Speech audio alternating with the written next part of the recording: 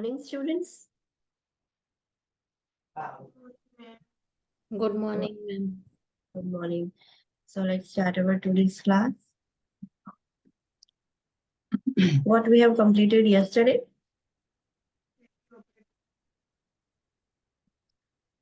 Pre-operative nursing care, Pre-operative nursing care. In that, which topics we have covered? consent, nutrition, elimination, surgical side, pre-operative checklist, pre-operative Client issue. psychosocial. Okay. So till now we have completed pre-operative nursing care in peri-operative nursing care. So what is the read important point first? એક દિવસ પણ patient ત્યાં આગળ admit થાય તો પણ આપણે પેરીઓપરેટિવ ફૂલ લેવું પડે. Yes. Online students, what is this read important point? For one day patient surgical unit માં છે still એનો pre-operative nursing care ની જરૂર. Yes. No matter for how many days the patient is staying in the hospital, if the patient stays only for one day in a surgical unit, even though we have to give whole peri-operative nursing care to that patient. It doesn't mean कि एक दिन के लिए है तो हम नहीं पूरी care देंगे. We have to give peri-operative care to the patient even the patient is admitting for one day. Then in pre-operative care, what you have to do first is obtaining informed consent. So who will explain to the patient? Surgical. PHCP. If patient has any doubt, surgeon ने explain कर दिया है patient को, new students will speak. Surgeon ने patient को explain कर दिया है regarding side effects, regarding the surgery and all the things. फिर पेशेंट साइन भी कर दिया पेशेंट ने. Then patient is asking to the nurse कि I have some little bit of doubt. So what a nurse will do? New students will speak. Yes, surgeon ને ફરીથી બોલાવશે તો પીએચસીપી ના ફરીથી ઇન્ફોર્મ કરાવશે. but you know about the details. आपको पता है. तो online students,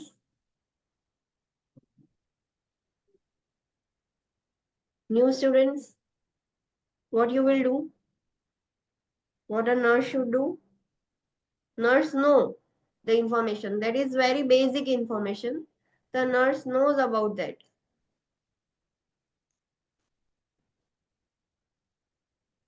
चलो बोलो. Harsh. Yes, ma'am. Yes, what a nurse will do? For what? Okay, let me explain you again. एक सर्जन है, उसने पेशेंट को सब समझा दिया है regarding surgery, the complications of surgery, the benefits of surgery also, सब उसको समझा दिया है कैसे होगा क्या होगा. देन पेशेंट ने कंसर्न भी साइन कर लिया and surgeon has leave the patients room. फिर पेशेंट ने नर्स को बोला कि I have little bit of doubt regarding anything, और नर्स को वो पता भी है. That is so basic question. So what a nurse should do? अगर उसको डाउट है तो हम कुछ नहीं बोलेंगे, ये सब रिस्पॉन्सिबिलिटी सर्जन की होती है. तो हम डॉक्टर से रिक्वेस्ट करेंगे और फिर से उनको एक्सप्लेन करने के लिए बोलेंगे. Instead of we are not. Question is so simple and you have the knowledge regarding that. या Then फिर भी हम नहीं बोलेंगे, मतलब ये सब Yes. रिस्पॉन्सिबिलिटी डॉक्टर, क्योंकि हम सर्जन नहीं है ना, सर्जरी वो करेंगे तो. yes. So even though you know you have a knowledge, the question is simple. You cannot answer to the patient's doubt. That is not our responsibility. We have to call the PHCP.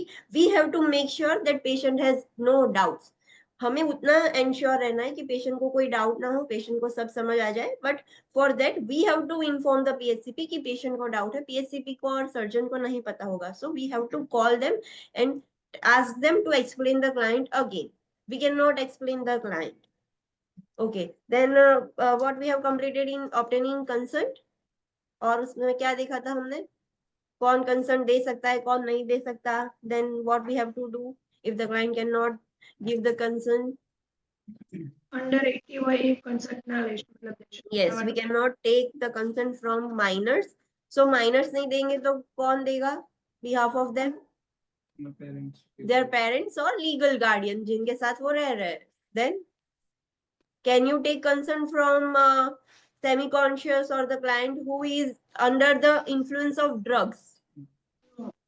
No, we can only take the consent from the client who are alert and oriented. अगर वो alert and oriented नहीं है तो हम उनसे consent नहीं ले सकते, even though they are fit, but वो drugs के influence में है तो भी हम नहीं ले सकते. For example, they are mentally retarded, still हम नहीं ले सकते. If the person is having Alzheimer's dementia, उसमें भी हम नहीं ले सकते, because their clinical judgment, their decision making ability has gone. तो उस सब कंडीशंस में हम नहीं ले सकते. उनके लिए हमें पावर ऑफ अटर्नी चाहिए होगी, या जो लीगल गार्डियन होगा तो उनका, या जो भी पावर ऑफ अटर्नी में है उनकी लेंगे हम. देन जो भी मेंटल पेशेंट है, साइकेट्रिक क्लाइंट्स है, they have a right to refuse. उन्हें भी राइट है कि अगर उनको ट्रीटमेंट नहीं चाहिए तो वो नो कह सकते हैं, and we can not give the treatment to the patient until and unless जब उसको कोर्ट ने बोला हो कि नहीं, जो भी वो डिसीजन लेगा we can not consider that decision. So at that time, if patient is refusing, still we can give the patient treatment. So आपको जो क्वेश्चन दिया जाए एग्जाम में वो पूरा अंडरस्टैंड करना होगा, वर्ड बाय वर्ड रीड करना होगा कि सिनारियो क्या है. If patient is mentally retarded और कोर्ट के ऐसे कोई भी ऑर्डर नहीं है, patient is refusing the treatment, then you can not give the treatment. If patient is refusing the treatment but the court has given the order not to consider patient's decision, at that situation you have to give the treatment whether the patient is refusing the treatment. Understood? Okay. Then can we take telephonic concerns? Yes, we can. Okay, so how you will take telephonic concerns? What consideration you should keep in mind while taking telephonic concerns? જે કોઈ another nurse છે એના weakness માં રાખવાની. Yes, you have to keep another LPN or UAP? RN. RN, not LPN, not UAP. You have to keep another RN as a witness that you have taken telephonic consent from the patient's relatives or जो भी power of attorney जिनको दी है उनसे आपने consent ली है for your safe side. Understood? Okay. Then related to nutrition, pre-operative care में nutrition के related क्या आप केयर करोगे पेशेंट को? जनरल एनेस्थेसिया હોય તો 6 to 8 hour પહેલેથી એનબીએમ કરી દેવાનું, અને લોકલ એનેસ્થેસિયા આલવાનું તો 3 કલાક. Okay, but still you have to follow PHCP's prescription. Yes. Online students, in nutrition what you will do? Nutrition related care in pre-operative phase. Blood preserve કરાવી હોય તો એના માટે આપણે 18 ઇંચ ડોઝ વાપરવાની. We can use. We have to maintain NPO status of a patient before surgery. So normally we know that if the general anesthesia is being administered into the patient, so we know कि 6 to 8 hours से पहले हम NBM करेंगे. If local anesthesia has prescribed, तो हम उसको 2 से 3 घंटे पहले हम NBM करेंगे. We know this, but still we have to follow the surgeon's prescription. उन्होंने जितने बजे बोला है, जितने घंटे पहले बोला है, उतने बजे हमें NBM करना होगा. बिफोर हम पेशेंट को एनबीएम कर देंगे तो पेशेंट की जो फ्लूइड डिहाइड्रेटेड ना हो जाए, इसके लिए हम आईवी फ्लूइड्स पेशेंट को देते हैं. बट इफ प्रिस्क्राइब, डॉक्टर ने प्रिस्क्राइब किया है तो देना है. कौन सा प्रिस्क्राइब किया है, आरएल, एनएस, जो भी प्रिस्क्राइब किया है वो देना होगा. और आईवी फ्लो कौन सी लोगे आप, वेन, वो कौन से लोगे आईवी फ्लूइड्स देने के लिए? To maintain 20 gauge. Okay, but surgery, complex surgery है और there might be need for blood transfusion, then 18 gauge. 18, yes. So हमें पहले से ही पता होना चाहिए कि if there is a need to administer the blood into the patient, so पहले से ही हम 18 gauge की needle दे देंगे. but ऐसी कोई need नहीं थी तो हम 20 की IV कैन्यूला लेके IV fluid start कर सकते हैं. then third point related to pre-operative care, क्या देखा था हमने? एलिमिनेशन. यस, एलिमिनेशन में आप क्या ध्यान रखोगे, क्या करोगे, कैसी केयर दोगे? એબ્ડોમિનલ સર્જરી કે રેક્ટમ સર્જરી કે કોણ હોય તો એના માટે આપણે એનીમા પહેલેથી પ્રોવાઈડ કરી દેવાનું. Okay. એલિમિનેટ કરવાનું. Okay, online students. Abdominal surgery માટે એનીમા કેટલું લાગશે? 1 day night before. Okay, कोई भी GI related surgery like abdominal intestinal surgery हो तो हमें बॉवेल प्रिपरेशंस करनी होगी. How you will prepare the bowel? So by giving enemas, laxative और एनीथिंग जो भी डॉक्टर ने प्रिस्क्राइब किया है. समटाइम्स बोथ भी प्रिस्क्राइब करते हैं. सो देके हम बॉवेल प्रिपरेशंस करते हैं अ डे बिफोर सर्जरी और अ नाइट बिफोर सर्जरी. जो कोलोनोस्कोपी होती है उसमें भी वो जो लिक्विड देते हैं, so that is also consider as a bowel preparation. वो डायग्नोस्टिक पर्पज के लिए होता है बट उसमें भी बॉवेल प्रिपरेशन हम करते हैं. What about bladder preparations? Avoid immediately before surgery. Yes. Patient को सर्जरी में ऑपरेटिव रूम में ले जाने से पहले ही वॉइड कराना है. And you have to measure that the patient ने इतना यूरिन पास किया था बिफोर सर्जरी. समटाइम्स ऐसा होता है कि डॉक्टर प्रिस्क्राइब करते हैं to insert the catheter in the pre operative phase. Then what you will do? You will insert the catheter using sterile technique. And जब भी आप पेशेंट को शिफ्ट करते हो ऑपरेटिव रूम में तब बिफोर शिफ्टिंग आप वो जो कैथेटर बैग था, कलेक्शन बैग, वो आप एम्प्टी करोगे and you will note down कि इतना अमाउंट ऑफ यूरिन हमने एम्प्टी किया है एंड कलर कैसा था और एनी क्लाउडीनेस कैसे कैरेक्टरिस्टिक्स है इन शॉर्ट वो हमें लिखना होगा. देन नेक्स्ट क्या करोगे? Pre operative care. Next pre operative care surgical site preparation. उसमें क्या करना है? We have to do the shaving. Yes. Surgical site preparation में मार्किंग भी आ जाएगा. मार्किंग भी हम शेविंग करने के तुरंत बाद मार्किंग भी कर लेते हैं. सो शेविंग करने के लिए कोई भी एंटीसेप्टिक सॉल्यूशन से पहले हम वो क्लीन करते हैं. शेविंग करने के बाद पूरा प्रिपेयर करते हैं सर्जिकल साइट. आपने देखा होगा ऑर्थो की कोई भी सर्जरी होती है तो नी प्रिपरेशन करनी होती है तो पूरा थाई से काफ तक हम पूरा बिटाडीन से स्टरिलाइज क्लीन कर देते हैं वो area. Then we just wrap it. So that is called as preparation of the surgical site. Marking भी हम तभी कर लेते हैं. What is the real important point in surgical site preparation?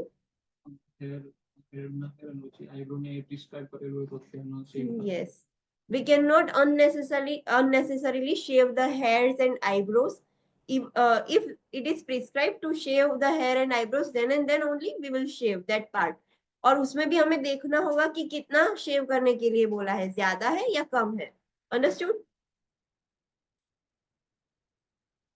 Okay, then next preoperative care is client teaching. क्या client teaching दोगे आप? कौन सा client teaching देना चाहिए? Operation pain, normal pain. Okay, so we will teach the client regarding pain. कि आपको surgery के बाद थोड़ा पेन होगा, that is normal. जब भी पेन होता है you have to inform the nurse and then we will give you medicine. फिर क्या client teaching दोगे आप? Okay, we will educate the client regarding different types of tubings after post-operative after surgery. In the post-operative phase हम client को पहले से ही बता देंगे कि सर्जरी के बाद बहुत सारी ट्यूबिंग्स और ये सब होगा. So don't get panic and don't pull them. We will remove as soon as possible. फिर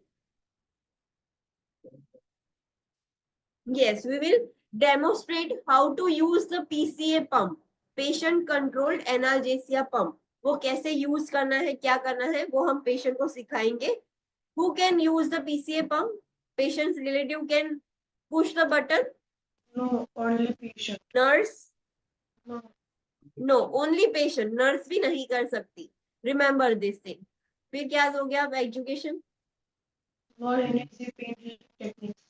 deep breathing techniques, coughing techniques, कैसे डीप ब्रीथिंग करना है, कैसे कॉफिंग करना है. फिर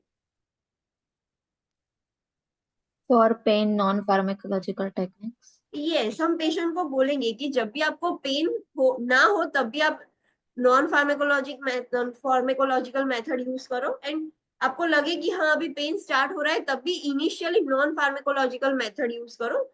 If you are not getting relieved by the pain, then only you have to push the PCA pump button. Unnecessarily medicines नहीं लेनी है, वो हम पेशेंट को समझाएंगे. Then If Yes, any allergy regarding medication. yes, we will educate the client regarding allergies. कोई भी allergy हो, कोई भी विटामिन सप्लीमेंट्स ले रहे हो, कोई भी medicine over the counter medicine ले रहे हो, तो we will educate the patient कि आपको सबको बताना है, जो भी आपको केयर दे रहे सबको ये चीज आपको बतानी होगी कि I am taking this herbal supplement, I am taking this vitamin, I am taking this over the counter medication, I have allergy of this medication. वो सब हमें क्लाइंट को समझाना है कि आपको सबको बताना है।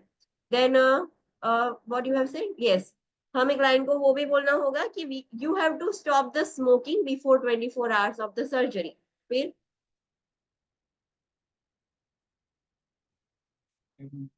स्पायरोमेट्री, इंसेंटिव स्पायरोमेट्री कैसे करना है वो हम सिखाएंगे क्लाइंट को।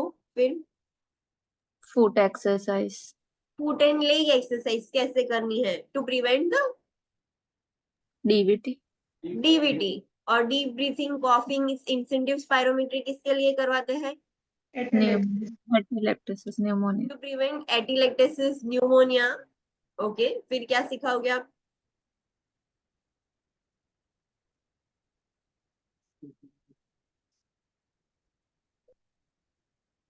Yes, how to splint the incision, splinting.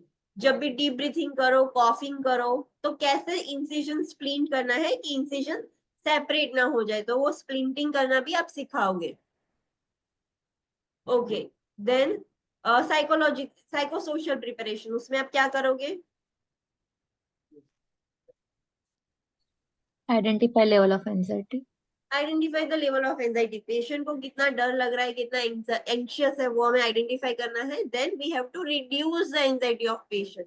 So patient की एंजाइटी को रिड्यूस करनी है, you have to give support and assistance. अगर पेशेंट का कोई फैमिली मेंबर, रिलेटिव, अगर पेशेंट चाहे तो वो एक फैमिली मेंबर और रिलेटिव उसके साथ रह सकता है, बिकॉज पेशेंट बहुत फियरफुल है। So you patient can get support from their family members. Patient को आप जो भी समझाओगे, so make sure you are considering patient's cultural and spiritual belief. आपको उसकी स्पिरिचुअल और कल्चरल बिलीफ ध्यान में रख के ही सब केयर देनी है। If patient is non English speaking, then professional interpreter, yes, you will require professional interpreter। family members को भी उनको भी आती है दो language, still we can not use the family members. आपको भी आती है और आपके स्टाफ में भी किसी को आती है तो भी आप यूज नहीं कर सकते। You will only require professional interpreter, उसके सिवाय कोई भी आप यूज नहीं कर सकते। Then pre operative checklist, checklist में क्या आपको ध्यान रखना है, सब जो भी हमने पूरा केयर किया वो सब इसमें इंक्लूड हो जाएगा। सो पहले आपको चेक करना होगा कि whether there is identification bracelet है या नहीं, मार्किंग हो गया है या नहीं, एलर्जीज के बारे में आपने कर दिया या नहीं, फिर consent, कंसर्न हो गई या नहीं वो भी आप मेंशन कर दोगे, शेविंग हो lab, गया है कि नहीं वो भी मेंशन।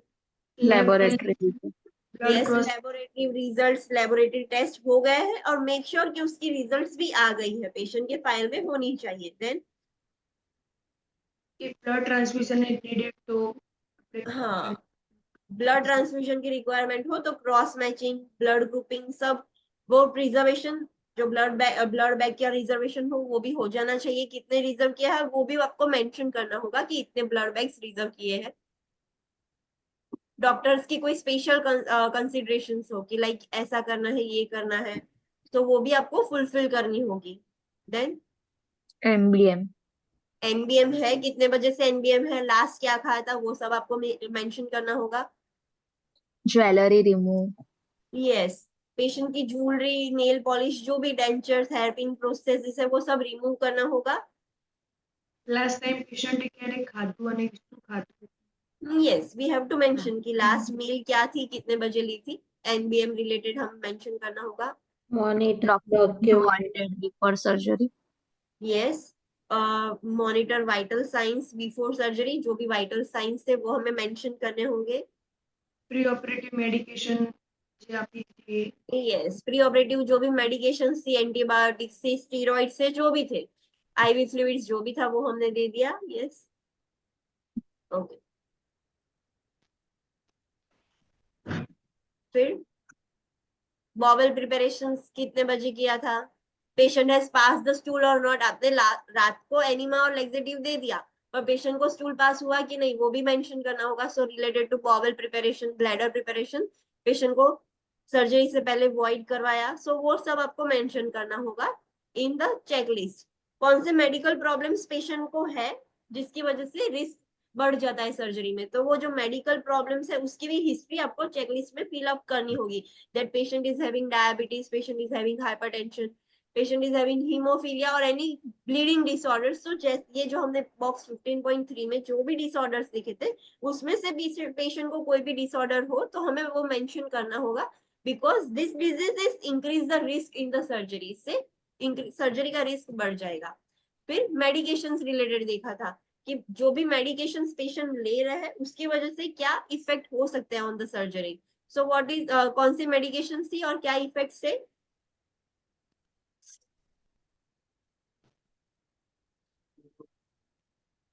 क्लोपिडोग्रेल। ओके, एंटीकोएगुलेंट्स अगर पेशेंट ले रहा है बहुत लंबे टाइम से, एंटीकोएगुलेंट्स, एंटीप्लेटलेट्स, थ्रोम्बोलाइटिक्स, उससे क्या होगा? ब्लीडिंग रिस्क बढ़ जाएगा। ब्लीडिंग रिस्क इंक्रीज हो जाएगा। So what you should do? मिथोल। बिफोर 48 आवर्स जो भी एंटीकोएगुलेंट्स है वो हमें स्टॉप करनी होगी। And what is specific thing for clopidogrel? Before 5 days. Before 5 days हमें वो डिसकंटिन्यू करनी होगी। Then other medicine about antibiotics. Potassium Yes, certain antibiotics has can alter the action of anesthetic agents. So हमें ध्यान में रखना है डॉक्टर ने जो बोला है, पेशेंट कौन सी ले रहा है, so वो हमें सब इन्फॉर्म करना होगा। एंटीकोलिनर्जिक से क्या होगा? Dryness. पेशेंट एक्सपीरियंस ड्राइनेस, सब कुछ डिक्रीज हो जाएगा, सारे सिक्रीशन सब डिक्रीज हो जाएगा। सो वो हमें ध्यान में रखना होगा। देन एंटी कन्वर्शंस पेशेंट बहुत लंबे टाइम से ले रहा है तो alter the metabolism. Yes, anaesthetic agents का मेटाबॉलिज्म ऑल्टर हो जाएगा, सो वो भी हमें ध्यान में रखना होगा। एंटी डिप्रेसेंट्स अगर पेशेंट बहुत लंबे टाइम से ले रहा है तो हाइपोटेंशन का रिस्क हो जाएगा ड्यू टू एनाल्जेसिक्स जो हम एनेस्थेशिया दे रहे हैं और एंटी डिप्रेसेंट दोनों कंबाइन करके there is a risk of hypotension. फिर एंटी डिसरिथमिक्स ले रहा है क्लाइंट तो reduce cardiac contraction. Cardiac contractility कम हो जाएगी, जो कार्डियक कंडक्शन होना चाहिए, जो इलेक्ट्रिकल कंडक्शन वो कम हो जाएगा। इलेक्ट्रिकल कंडक्शन ऑल्टर हो गया था इसीलिए उसको एंटी डिसरिथमिक्स दी थी कि वो रिदम में रहे, और उसके बाद आप एनेस्थेशिया दोगे सो और कम हो जाएगा। Then related to anti hypertensive there is the risk of anti hypertensive, already blood pressure down करेगा और पेशेंट को आप एनेस्थेशिया दे रहे हो, सो सब पूरा एनेस्थेशिया की वजह से पेशेंट और डिप्रेस्ड हो जाएगा, सब कुछ रिड्यूस हो जाएगा। तो there is the risk of bradycardia, Hypotension. Hypotension, Impaired circulation. Circulation. Yes, circulation भी कम हो जाएगा। अगर पेशेंट लॉन्ग टर्म से कॉर्टिकोस्टेरॉइड ले रहा है तो आपको क्या ध्यान में रखना है?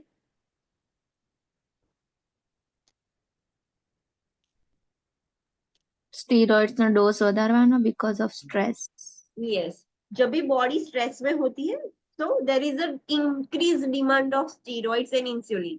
पर हम पेशेंट को ऑलरेडी एक्सटर्नली हम स्टीरॉइड्स दे रहे थे तो जो एड्रिनल ग्लैंड था उसका वो एट्रोफी हो गया है। अब उसको आदत ही नहीं रही एड्रिनल ग्लैंड को नॉर्मल सिक्रीट करने की। तो जब स्ट्रेस होगा तो एड्रिनल ग्लैंड एक्स्ट्रा जो डिमांड है बॉडी की वो फुलफिल नहीं कर पाएगा, सो हमें एक्सटर्नली एक्स्ट्रा डोज देना होगा। सो बिफोर सर्जरी हमें इंक्रीज करना होगा टेम्पररी बेसिस के लिए जो डोज था स्टीरॉइड्स का वो।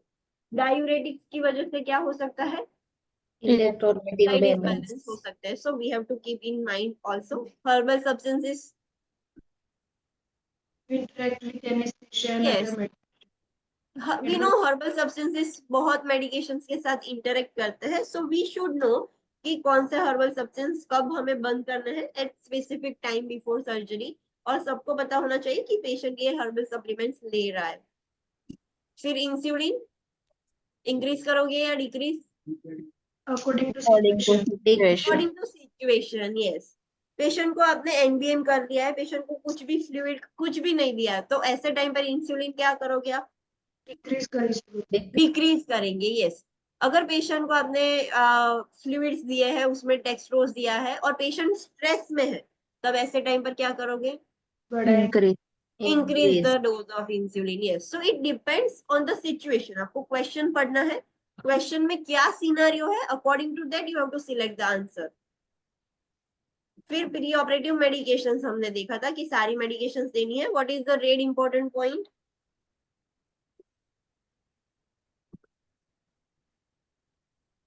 रीड इम्पोर्टेंट पॉइंट क्या था?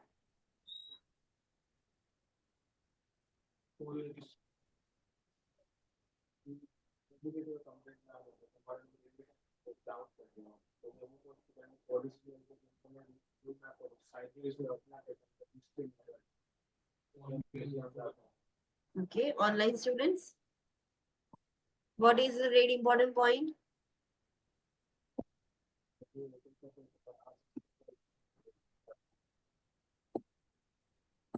जब भी आप पेशेंट को प्री ऑपरेटिव मेडिकेशन दे दो, उसके बाद क्लाइंट की बेड की पोजीशन लो कर देनी है और साइड रेल्स अप करनी है, but before doing the side rails in upward position you have to follow the agency policies, because side rail करने से वो क्या कंसिडर हो जाएगा? Restraint. रिस्ट्रेन हो Restraint. जाएगा. तो before putting the side rails up you have to follow the agency policy. फिर जो कॉल बेल है वो पेशेंट के बेड पर ही रखना है. You have to advise the patient not to get out of the bed. Patient को बोलना है कि बेड से बाहर नहीं निकलना है.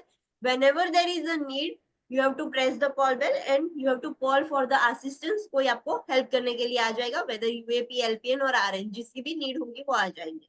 Any doubt in this? No. Okay, so let's start. Next, pre-operative nursing care खत्म हो गई है. Next is intra-operative nursing care. So intra-operative phase में as a nurse आप क्या केयर करते हो? पेशेंट को क्या देते हो? What is our responsibility in intra-operative nursing care? चलो. Okay, Position. assisting, then Position. Ravanu. position.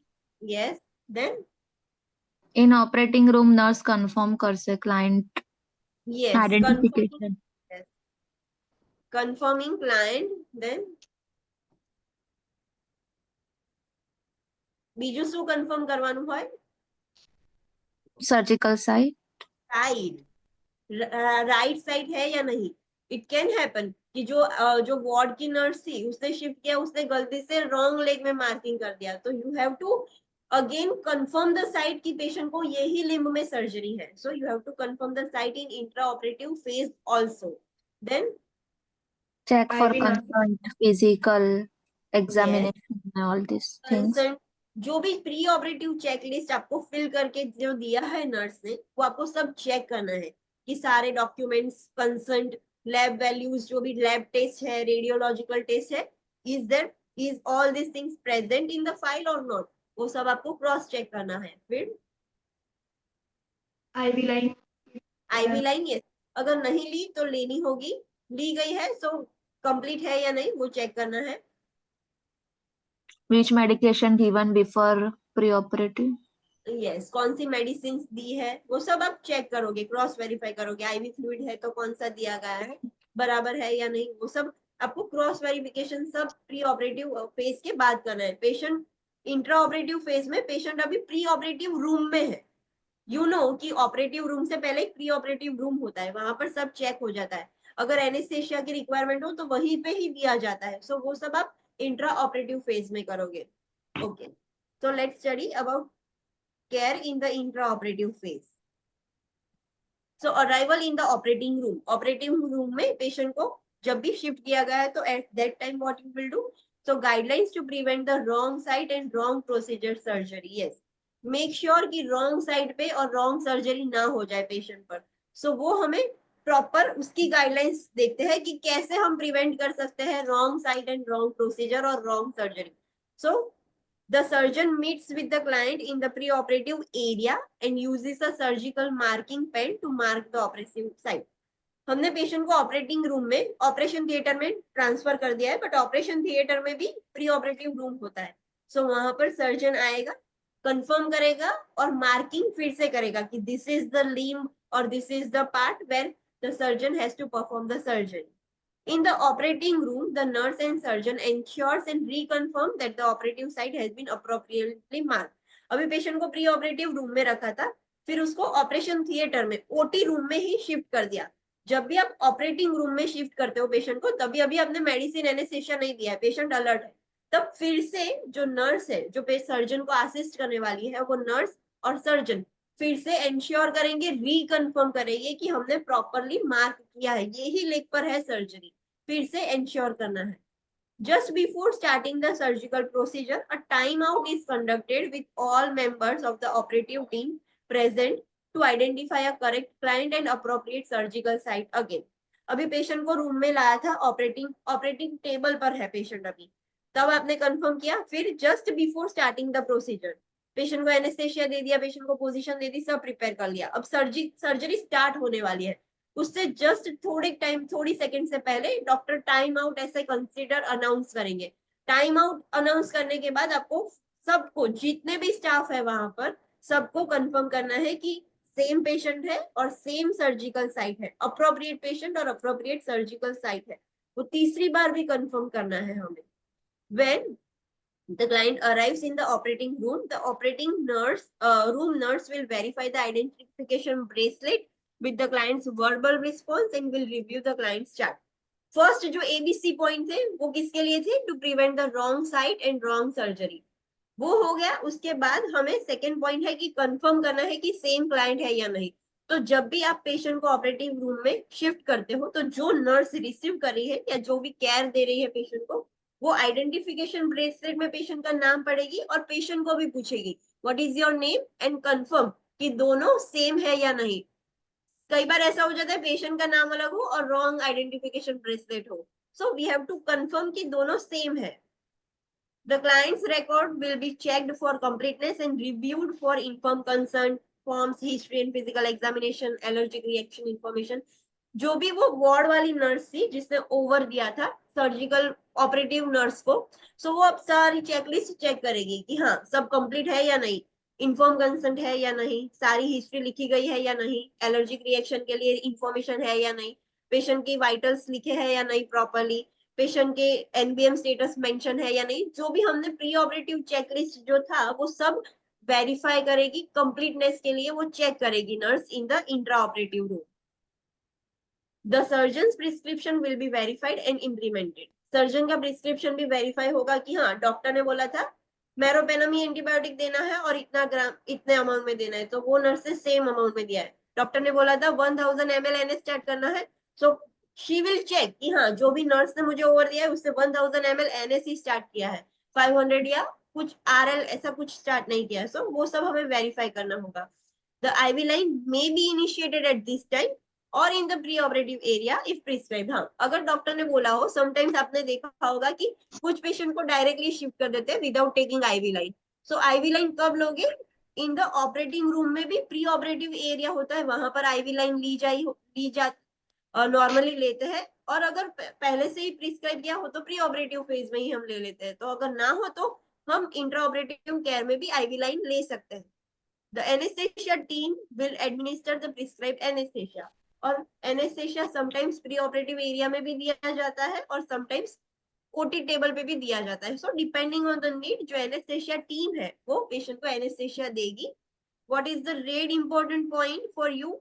The verification of client and the surgical operative site is very critical. वो हमारे लिए बहुत इंपॉर्टेंट है कि राइट क्लाइंट और राइट सर्जिकल साइट हो, wrong client और रॉन्ग सर्जरी साइट ना होनी चाहिए। सो वो हमारे लिए बहुत इंपॉर्टेंट है। One important thing in the operating room जो हमारी रिस्पॉन्सिबिलिटी है इज रिलेटेड टू, ये जो पॉइंट इसमें नहीं है बट वो हमारी रिस्पॉन्सिबिलिटी है, जो भी नर्स सर्जन को असिस्ट करा रही है उसकी रिस्पॉन्सिबिलिटी में आती है। क्या है वो? जो कॉमन एक्सीडेंट्स होते हैं इन द ऑपरेटिंग रूम, एक तो रॉन्ग साइड पर एक्सीडेंट्स होते हैं, रॉन्ग पेशेंट पर हो जाते हैं। दूसरा क्या होता है कॉमन एक्सीडेंट्स? कोई भी इक्विपमेंट पेशेंटની બોડીમાં રહી જાય, Yes, so what is the nurse's responsibility to ensure prevent? કરવા કે જે ટ્રેમાં વસ્તુ આવી છે પાછી કમ્પ્લીટ આપણે જે કાઉન્ટ કરીને મૂકી તે જ છે। Yes, so before surgery हमें सारे इंस्ट्रूमेंट और इक्विपमेंट्स जो भी छोटी छोटी चीजेस है, लाइक गॉस पीस भी है, छोटे छोटे गॉस पीसेस होते हैं, वो सब हमें काउंट करना होगा। And after completion of surgery, before the surgeon stitches the suture, वो सूचर लेना स्टार्ट करे उससे पहले हमें काउंट करना है कि सारे इक्विपमेंट्स प्रेजेंट है as it is. So it is our responsibility कि हम सर्जरी से पहले काउंट करें और जब भी सर्जन सूचर लेना स्टार्ट करे उससे पहले फिर से काउंट करे कि इक्वल है, जो सर्जरी से पहले थे उतने ही इक्विपमेंट्स है। इफ समथिंग इज मिसिंग, तो अभी भी हमने सूचर्स नहीं लिए हैं, so we can take it out अगर अंदर रह गया हो तो। सूचर्स लेने से पहले हमें काउंट करना होगा। This is our responsibility and it is considered as a intra operative care. Understood? Ma'am એના માટે કોઈ ટર્મિનોલોજી છે ને કે જે કોઈ બી વસ્તુ બોડીમાં રહી જાય એના માટે કોઈ ટર્મિનોલોજી सॉरी, जे भी वस्तु જે પેશન્ટની બોડીમાં રહી જાય ને આપણે જે હાલ વાત કરીએ એના માટે કોઈ ટર્મિનોલોજી યુઝ થાય છે ને હોસ્પિટલમાં? હા, there is a terminology, I forgot, કે એ વસ્તુ અંદર રહી જાય છે અને જે આપણે ચેકિંગ કરીએ છીએ, કાઉન્ટિંગ કરીએ છીએ, there is a terminology for that procedure, but right now I forgot that terminology. There is a terminology, જે પ્રોસેસ છે, like medication reconciliation એક આખો terminology છે, reconstitution એક terminology છે, so there is a terminology for that. So it is our responsibility. We have to make sure that we count the articles before surgery and before suturing the surgical site.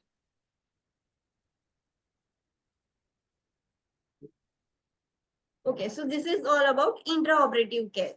Next is post operative care. अभी client की surgery खत्म हो गई है, so post operative phase में आप क्या care दोगे पेशेंट को? Tell me. चलो,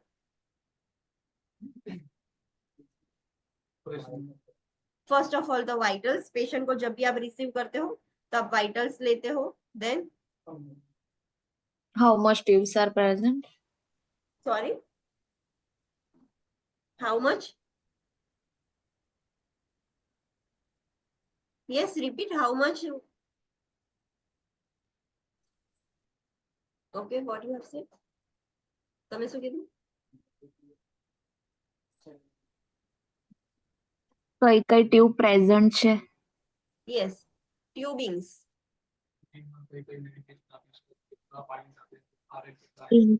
Yes, related to medicines. Tubings हम चेक कर लेंगे प्रॉपर है या नहीं, लाइक आईवी कैथेटर, ड्रेन है तो प्रॉपर है या नहीं। समटाइम्स ड्रेन को हमें कौन से प्रेशर में रखना होता है? नेगेटिव। नेगेटिव प्रेशर में। सो ड्रेन ऐसे कंप्रेस होगी तो वो भी हमें चेक करना है कि drain is in negative pressure और पॉजिटिव प्रेशर। अगर पॉजिटिव प्रेशर में हो तो हमें तभी इन्फॉर्म करना है कि please make it in negative और देयर इज समथिंग प्रॉब्लम। सो वो हमें चेक करना है, ट्यूबिंग सारे चेक करने हैं, मेडिकेशन चेक करनी है, फिर ઇન્ટેક આઉટ। इनटेक आउटपुट हमें चेक करना है। એનેસ્થેશિયા કયો આપ્યું है, लोकल के general? Okay, you will ask which anaesthesia और यू विल सी कि कौन सा एनेस्थेशिया दिया गया है। देन કોઈ એવા સાઇન જેનાથી ઇન્ટરનલ બ્લીડિંગ હોય એવું જાણી okay, yes, signs and symptoms of bleeding. દેન ડીવીટી ના થાય એના માટે એરવે है कि नहीं मॉनिटर करिए। Okay, related to airway monitoring. Okay, when to release the NBM? દેન એટેલેક્સિસ ના Sorry, Anisha. એટેલેક્સિસ ના થાય એના માટે prevention Yes, to prevent the surgery complications. जो सर्जरी के complications है, कौन से complications है, that we will study in the last part of this chapter. So वो सारे complications prevent करने के लिए हम actions लेते हैं, like deep breathing exercise, coughing exercise, जो हमने already pre operative client teaching दिया था कि post operative में ऐसा सब करना है, वो सब हम अब implement करना है हमें. So preventing the surgery complications. Give what if needed. Oxygen. Yes. Okay, yes. If there is any requirement of O2 administration, वो भी हम ध्यान रखेंगे. પછી સિક્રેશન વધારે હોય તો सक्शनिंग नेसेसरी। Yes, अगर पेशेंट सर्जरी के तुरंत बाद patient will not be alert and conscious, so secretions वो खुद से स्प्लिट आउट नहीं कर पाएगा. So is there any need for suctioning, तो हमें सक्शन भी करना होगा. Pain management provide pain, yes, pain management. PCA pump होगा तो वो आप स्टार्ट कर दोगे पेशेंट को, बिकॉज आपने पहले ही समझा के रखा है कि कैसे यूज करना है, तो सिर्फ आपको इनिशिएट ही करना है, पेशेंट अपने आप से पीसीए पंप यूज करेगा. Then we have to monitor patient का यूरिन आउटपुट कैसा है, यूरिन पास हुआ या नहीं, बिकॉज सर्जरी के बाद urinary retention is very common due to the anaesthesia. So it is our responsibility कि पेशेंट को यूरिन पास हो जाए, कब हुआ, कितना अमाउंट हुआ, सो वो हमें ध्यान रखना होगा. Then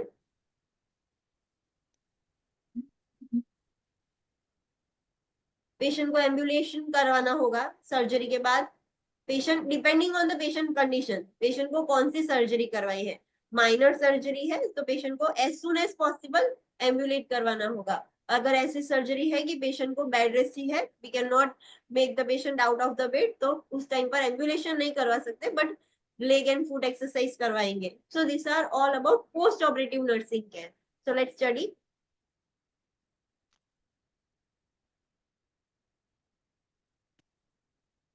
So post-operative nursing care is what? Post-operative care is the management of a client after surgery and includes the care given during the immediate post-operative period as well as during the days after surgery. जब तक patient घर नहीं जाता discharge होके, तब तक वो पूरा फेज पोस्ट ऑपरेटिव केयर ही कहलाता है। जैसे ही सर्जरी हुई तुरंत बाद जो फेज है that is called as post operative period. And जब तक वो थोड़े दिन 3-4 दिन के लिए रहता है after surgery in the hospital, तो भी वो पोस्ट ऑपरेटिव केयर ही कहलाती है, because we are giving care after surgery. तो जब तक पेशेंट डिस्चार्ज नहीं हो जाता सर्जरी के बाद, तब तक का जो भी पीरियड है that is called as post operative period, और उस पीरियड में जो हम केयर देते हैं that is called as post operative care. The goal of the post operative care is to prevent the complications. हमारा मेन गोल क्या है, पोस्ट ऑपरेटिव केयर हमें क्यों देनी है? तो जो कॉम्प्लिकेशंस है सर्जरी के वो ना हो जाए पेशेंट को, to promote the healing of the surgical incision. दूसरा गोल क्या है कि जो सर्जरी हुई है वो प्रॉपर अच्छे से हीलिंग हो, प्रमोट हो हीलिंग, ज्यादा फटाफट हीलिंग हो जाए, and the return the client to a healthy state. और तीसरा गोल क्या है कि क्लाइंट जो पहले था एकदम हेल्दी फिट था तो वो स्टेट में फिर से वापस आ जाए। सो इस ये 3 गोल फुलफिल करने के लिए हम पोस्ट ऑपरेटिव केयर पेशेंट को देते हैं। सो हम सिस्टम वाइज केयर देखेंगे कि कौन से सिस्टम में क्या केयर देनी है। So first is related to respiratory system. Respiratory system में पोस्ट ऑपरेटिव केयर हमें क्या देनी है? So the red important point that you have to remember is assess breath sound, stridor, wheezing or a crowning sound can indicate partial obstruction, bronchospasm or laryngospasm, while crackles or rhonchi may indicate atelectasis, pneumonia or pulmonary edema. ये आपको point याद रखना है। अगर surgery के बाद patient के आप वाइटल्स देते हो, फिजिकल एग्जामिनेशन करते हो और आप एबनॉर्मल लंग साउंड ऑस्कल्टेट करते हो, इन दैट आपको स्ट्राइडर और वीजिंग और क्राउनिंग साउंड्स आते हैं। So you have to think कि पेशेंट को पार्शियल ऑब्स्ट्रक्शन है। कौन सी कंडीशंस में हो जाएगा? ब्रोंकोस्पाज्म और लैरिंगोस्पाज्म। क्यों? बिकॉज पेशेंट को वेंटिलेटर पर रखा था, इंट्यूबेट किया था, so there might be a chance कि जो मसल्स है ब्रोंकस के और लैरिंग्स के वो स्पाज्म हो जाए। सो वो पार्शियल ऑब्स्ट्रक्शन की वजह से स्ट्राइडर, वीजिंग और क्राउनिंग साउंड आ रहे हैं। अगर आपको ऑस्कल्टेशन पर क्रैकल्स और रोंकाई सुनाई दे रहा है, सो इट इंडिकेट्स कि पेशेंट को एटिलेक्टेसिस, न्यूमोनिया और पल्मोनरी एडिमा हो गया है। तो ये पॉइंट आपके लिए बहुत इंपॉर्टेंट है। Next, monitor the airway patency and ensure adequate ventilation. Prolong mechanical ventilation during anaesthesia may affect the post operative lung function. yes, आपको एबीसी चेक करना है। सो एयरवे आप खास चेक करना है, एयरवे पेटेंट है या नहीं, पेटेंट मींस ओपन है या नहीं, एडिक्वेट वेंटिलेशन होना चाहिए। नॉर्मली क्या होता है, एनेस्थेसिया देते हैं तो पेशेंट को इंट्यूबेट किया जाता है, वेंटिलेटर पर रखा जाता है। सो लंग्स खुद से कुछ भी वर्क नहीं कर रहे बिकॉज सब कुछ बॉडी सिस्टम पूरी डिप्रेस हो गई है, सप्रेस हो गई है।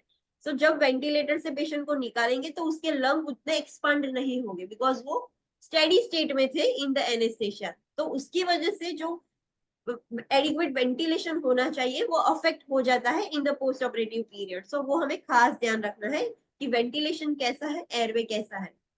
Monitor vital signs as per the agency policy. Yes, हमें एजेंसी की पॉलिसी अकॉर्डिंग वाइटल साइंस लेने होते हैं। In some hospitals they are telling कि एवरी 1 आवर आपको वाइटल्स लेने हैं। In some hospitals they will say after every 30 minutes we have to take the vital signs, every 2 hours. So जो भी agency policies है वो हमें फॉलो करनी है regarding monitoring the vital signs. Older clients, those who smoke and those with a history of lung disease or obesity are at greater risk of respiratory complications after the surgery and should be assessed more frequently. yes, जो लोग older patients है वो लोग, फिर जो लोग बहुत time से स्मोक करते थे लाइक स्मोकर्स से, वो जिनको लंग डिजीज की कोई हिस्ट्री रह गई है, जो ओबेस है, ये सारे पेशेंट को रेस्पिरेटरी कॉम्प्लिकेशंस के रिस्क ज्यादा है। तो जब भी सर्जरी हो जाए तो ये सारे पेशेंट को हमें खास मॉनिटर करना होगा फ्रीक्वेंटली उनको असेस करना होगा कि उनके लंग्स, एयरवे और वेंटिलेशन प्रॉपर हो। Remember that extubated clients who are lethargic may not be able to maintain an airway. Yes, surgery के वक्त इंट्यूबेट किया था, अब सर्जरी खत्म हो गई है, सो पेशेंट को एक्सट्यूबेट करेंगे। एक्सट्यूबेट करना मीन्स वेंटिलेटर से रिमूव करना। तो जब भी आप एक्सट्यूबेट करते हो क्लाइंट को, बट क्लाइंट अभी लेथार्जिक है, वो भी एनेस्थीसिया की इफेक्ट में है, सो क्लाइंट अपने आप से एयरवे मॉनिटर मेंटेन नहीं कर पाएगा। सो वो हमें याद रखना है कि जब भी एक्सट्यूबेट करते हैं क्लाइंट को और वो बहुत ही लेथार्जिक है, तो वो अपने आप से एयरवे मेंटेन कर ही नहीं पाएगा। Monitor for secretions. If the client is unable to clear the airway by coughing, suction the secretions from the client's airway. Yes, we have to monitor the secretions also. Extubate कर दिया है client को, फिर बहुत सारे secretions होंगे, because ventilator पर जब भी रखते हो तो अंदर सिक्रेशंस बढ़ जाते हैं और वो पेशेंट कॉफ करके निकाल नहीं पाएगा। सो सिक्रेशन बढ़ जाएंगे तो एयरवे ब्लॉक हो जाएगा। सो हमें चेक करना है कि अंदर सिक्रेशंस कैसे है। अगर पेशेंट क्लियर नहीं कर पा रहा है by coughing, we have to suction that secretions to clear the patient's airway. Airway patent रखने के लिए हमें सक्शन करना होगा सारे सिक्रेशंस को। Observe chest movement for symmetry and use of accessory muscles. Yes, हमें देखना होगा कि पेशेंट अभी खुद से ब्रीथ कर रहा है तो सिमेट्रिकल चेस्ट मूवमेंट होनी चाहिए। लाइक ऐसा ना हो कि एक लंग्स में एथिलेक्टेसिस है और एक लंग नॉर्मली एक्सपांड हो रहा है। सो एसिमेट्री नहीं होनी चाहिए। Monitor oxygen administration if prescribe. अगर पेशेंट खुद से अच्छे से ब्रीथ नहीं कर पा रहा है आफ्टर एक्सट्यूबेटिंग, आपको पता होगा कि सम पेशेंट्स को O2 स्टार्ट करते हैं आफ्टर एक्सट्यूबेशन, सो वो भी हमें मॉनिटर करना होगा। अगर O2 प्रिस्क्राइब किया है तो O2 भी मॉनिटर करना होगा। Monitor pulse oximetry and tidal carbon CO2 as prescribe. हमें SpO2 चेक करना होगा। आपने देखा होगा कि जब भी आप पेशेंट रिसीव करने जाते हो फ्रॉम द OT, तो आप पल्स ऑक्सीमीटर लेके जाते हो। SpO2 स्टेटस क्या है पेशेंट का, वो मॉनिटर करना होगा। और CO2 हमें चेक करना होगा, एंड टाइडल CO2, बिकॉज अगर CO2 अंदर अक्यूमुलेट हो जाएगा तो क्या हो जाएगा,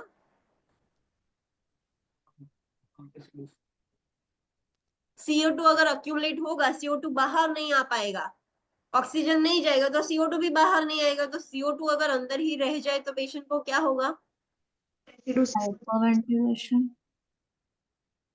हाइपोवेंटिलेशन तो है, उसकी वजह से CO2 अंदर रह गया है, तो क्या होगा, रेस्पिरेटरी एसिडोसिस। Respiratory acidosis. तो वो भी हमें, दैट इज द कॉम्प्लिकेशन, तो हमें वो भी मॉनिटर करना है कि CO2 अंदर बहुत ज्यादा नहीं है। Encourage deep breathing and coughing exercises as soon as possible after surgery. हमें पेशेंट को एनकरेज करना है कि डीप ब्रीथिंग करो, लंग्स को एक्सपांड करो, बिकॉज लंग्स अभी एकदम कोलैप्स स्टेट में है। तो आपको डीप ब्रीथिंग करना है, कॉफिंग एक्सरसाइज करनी है कि सारे सिक्रेशंस निकल जाए और प्रॉपर वेंटिलेशन मेंटेन हो। जब भी as soon as after surgery patient alert हो जाएगा, you have to encourage the patient for deep breathing and coughing exercise, जो आपने पहले से ही सिखा दी थी। कैसे करनी है वो आपने प्री ऑपरेटिव फेज में सिखाई थी। अब पेशेंट को सिर्फ आपको बोलना है कि do deep breathing and coughing exercise, उसको पता है कैसे करनी है, तो patient will start. Note the rate, depth and quality of respiration. The respiratory rate would be greater than 10 and less than 30 breaths per minute. Yes, आपको assess करना है रेस्पिरेटरी रेट क्या है, कितना है रेट, उसकी डेप्थ कितनी है, लाइक शैलो रेस्पिरेशन है या डीप रेस्पिरेशन है, क्वालिटी कैसी है रेस्पिरेशन की, वो सब आपको असेस करना है और राइट डाउन करना है। नॉर्मली 10 से ज्यादा होनी चाहिए और 30 से कम होनी चाहिए, 30 से ज्यादा नहीं होनी चाहिए। 30 से ज्यादा होगी सो इट इंडिकेट्स कि पेशेंट को कुछ प्रॉब्लम है। टू कंपेंसेट, पेशेंट फटाफट ब्रीथ कर रहा है, और 10 से भी कम हो, that also indicates some problem.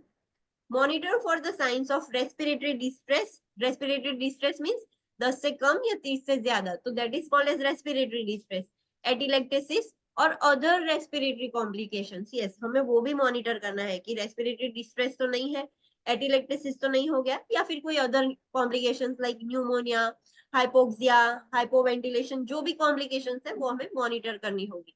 If the client's oxygen saturation drops below 95% or below the pre-surgical baseline, immediately take action by notifying the surgeon or anesthesia provider. If the client's conditions continues to deteriorate or other symptoms arise, an emergency response is imperative. अगर आप client को लेकर आए हो surgical unit में वापस operating room से और क्लाइंट का SpO2 95 से कम हो गया है, और जो सर्जरी के पहले था, सर्जरी के पहले 96 था, अभी 96 से कम हुआ है, सो प्री सर्जिकल बेसलाइन से कम हो गया है या 95 से कम हो गया है, so you have to immediately inform the surgeon कि पेशेंट का SpO2 ड्रॉप हो रहा है और एनेस्थेसिया प्रोवाइडर को इन्फॉर्म करना होगा. But at that time you should be ready कि पेशेंट को O2 आपको देना होगा, तो जो भी केयर एंटीसिपेटेड केयर है वो आपको रेडी रखनी होगी और उनको नोटिफाई करना होगा. अगर स्टिल पेशेंट का SpO2 डाउनवर्ड लाइन में जा रहा है, उसकी कंडीशन डिटोरियोरेट हो रही है और अदर सिम्टम्स भी आपको देखने को मिल रहा है पेशेंट के अंदर, पेशेंट एकदम कोमेटोज होने वाला है, वैसा कुछ अदर सिम्टम्स आपको देखने को मिल रहे हैं, so you have to initiate intubation. But जैसे कार्डियक अरेस्ट होता है तो हम पोर्ट ब्लू एक्टिवेट करते हैं, तो एंग्लिश कंट्री में ऐसी कोई चीज होती है तो क्या होता है, क्या करना चाहिए? Response team. Rapid response team. Rapid response. Rapid response team को आप बुलाओगे, उनको कॉल करोगे और रैपिड रिस्पॉन्स टीम आ जाएगी और पेशेंट को ट्रीट करेगी. सो that is emergency response is imperative. Emergency response आपको इनिशिएट करना है, रैपिड रिस्पॉन्स टीम को तुरंत बुला देना है, तो the team will come and जो भी नेसेसरी है, लाइक पेशेंट को इंट्यूबेट करना है. जब भी कार्डियक अरेस्ट होता है तो कोड ब्लू की टीम कैसे आ जाती है, वैसे रैपिड रिस्पॉन्स टीम आ जाएगी. Understood? Yes, ma'am. Okay. So let's take a short break, then we will see the cardiovascular system.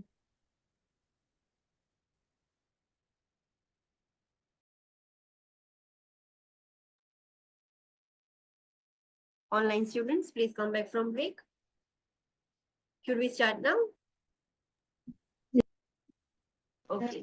Next system is cardiovascular system.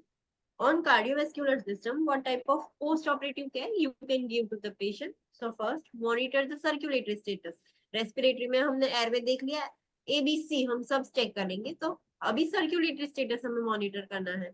So monitor the circulatory status such as skin color, peripheral pulses, capillary refilling time, and for the absence of edema, numbness and tingling. हमें ये सब चीज check करनी है. Circulatory status check करना है कि circulation कैसा है, तो स्किन कलर से आपको पता चल जाएगा. स्किन कलर अगर पेल है, साइनोज है, सो इट इंडिकेट्स पेल है, मतलब ब्लीडिंग होने की वजह से, लैक ऑफ हीमोग्लोबिन की वजह से पेन हो गई है. साइनोज है, उसका मतलब ऑक्सीजन प्रॉपरली नहीं पहुंच पा रहा है. पेरिफेरल पल्सेस से भी पता चल जाएगा, अगर कम है तो इट इंडिकेट्स कि पेरिफेरल लिम्स में प्रॉपर ब्लड सर्कुलेट नहीं हो रहा है. कैपिलरी रीफिलिंग टाइम से भी आपको पता चलेगा.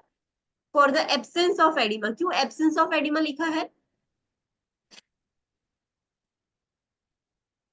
एडिमा तो नहीं होना चाहिए ना, तो आपको चेक करना है कि एब्सेंस एडिमा एब्सेंट है या नहीं.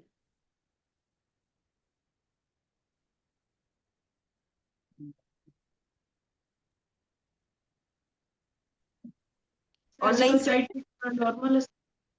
यस, सर्जरी होने की वजह से इंफ्लेमेटरी रिएक्शंस प्रोसेस स्टार्ट होती है और उसकी वजह से एडिमा होता है, दैट इज द नॉर्मल. अगर एडिमा नहीं है देन इट इंडिकेट्स कि इंफ्लेमेटरी रिएक्शन नहीं हुआ, कुछ प्रॉब्लम है. So you have to check for the absence of oedema. Oedema होना चाहिए, थोड़ा तो एडिमा होगा ही. आपको कुछ लगता है तो भी एडिमा हो जाता है, तो ये तो सर्जरी थी तो थोड़ा एडिमा तो होगा ही. पर अगर नहीं है तो दैट इंडिकेट्स कि समथिंग इज प्रॉब्लमेटिक. नमनेस और टिंगलिंग सेंसेशन, ये सब आपको असेस करना है. मॉनिटर फॉर ब्लीडिंग, ब्लीडिंग के लिए चेक करना है. ब्लीडिंग होगा तो कैसी होगी, आपको कैसे पता चलेगा कि ब्लीडिंग हो रहा है, पेशेंट को दिख नहीं रहा है, इंटरनल ब्लीडिंग है तो कैसे पता चलेगा? Bruising. ના લીધે ટેકીકાર્ડિયા જોવા મળશે. फ्रॉम वाइटल्स, वाइटल्स से हमें पता चलेगा. अगर पेशेंट को ब्लीडिंग हो रहा है तो हार्ट रेट कैसी होगी, बढ़ जाएगी. कैसे? Compensatory mechanism as a compensatory mechanism. और what about blood pressure? Down होगा. बीपी लो और heart rate decreases. What about heart rate, respiratory rate? शायद बढ़ जाए. Increase. Increase થઈ જશે. Yes.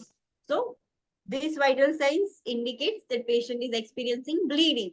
Assess the pulse for rate and rhythm. हमें pulse rate भी चेक करनी है और उसकी rhythm भी चेक करनी है. A bounding pulse may indicate hypertension. Fluid volume overload और क्लाइंट एंजाइटी। बाउंडिंग पल्स कब आती है? तो 3 रीजन हो सकते हैं, या फिर हाइपरटेंशन हो गया, या फिर फ्लूइड ओवरलोड हो गया, या फिर क्लाइंट बहुत ही ज्यादा एंशियस है। Monitor for the signs of hypertension and hypotension. Client को हाइपरटेंशन भी नहीं हो जाना चाहिए, हाइपोटेंशन भी नहीं हो जाना चाहिए, तो वो भी मॉनिटर करना है। मॉनिटर फॉर कार्डियक डिसरिथमियास, वो भी चेक करना है। Monitor for the signs of thrombophlebitis, particularly in the client who were in lithotomy position during surgery. Yes, thrombophlebitis के लिए हमें चेक करना है खास करके ऐसे पेशेंट को जिसको सर्जरी के लिए लिथोटोमी पोजीशन दी थी। लिथोटोमी पोजीशन लॉन्ग टर्म से दी जाए तो नी बैंड्स रहते हैं, तो जो वीनस रिटर्न होना चाहिए वो प्रॉपर नहीं होगा, और उसकी वजह से चांसेस है कि दे might experience thrombophlebitis. Encourage the use of anti-embolism stockings or sequential compression devices that we have already seen कि what are anti-embolism stockings, और वो जो compression device था DVT pump, वो हमने already देखा था।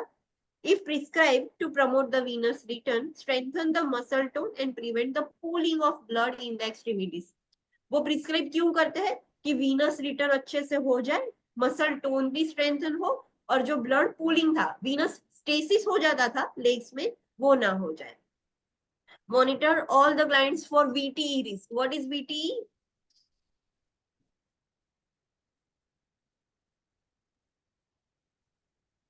VTE. What is VTE? Think about it. Thromboembolism. But what is V? Venous Vascular. thromboembolism. Venous vascular. Thromboembolism. So उसको हमें वो रिस्क के लिए भी आइडेंटिफाई करना होगा।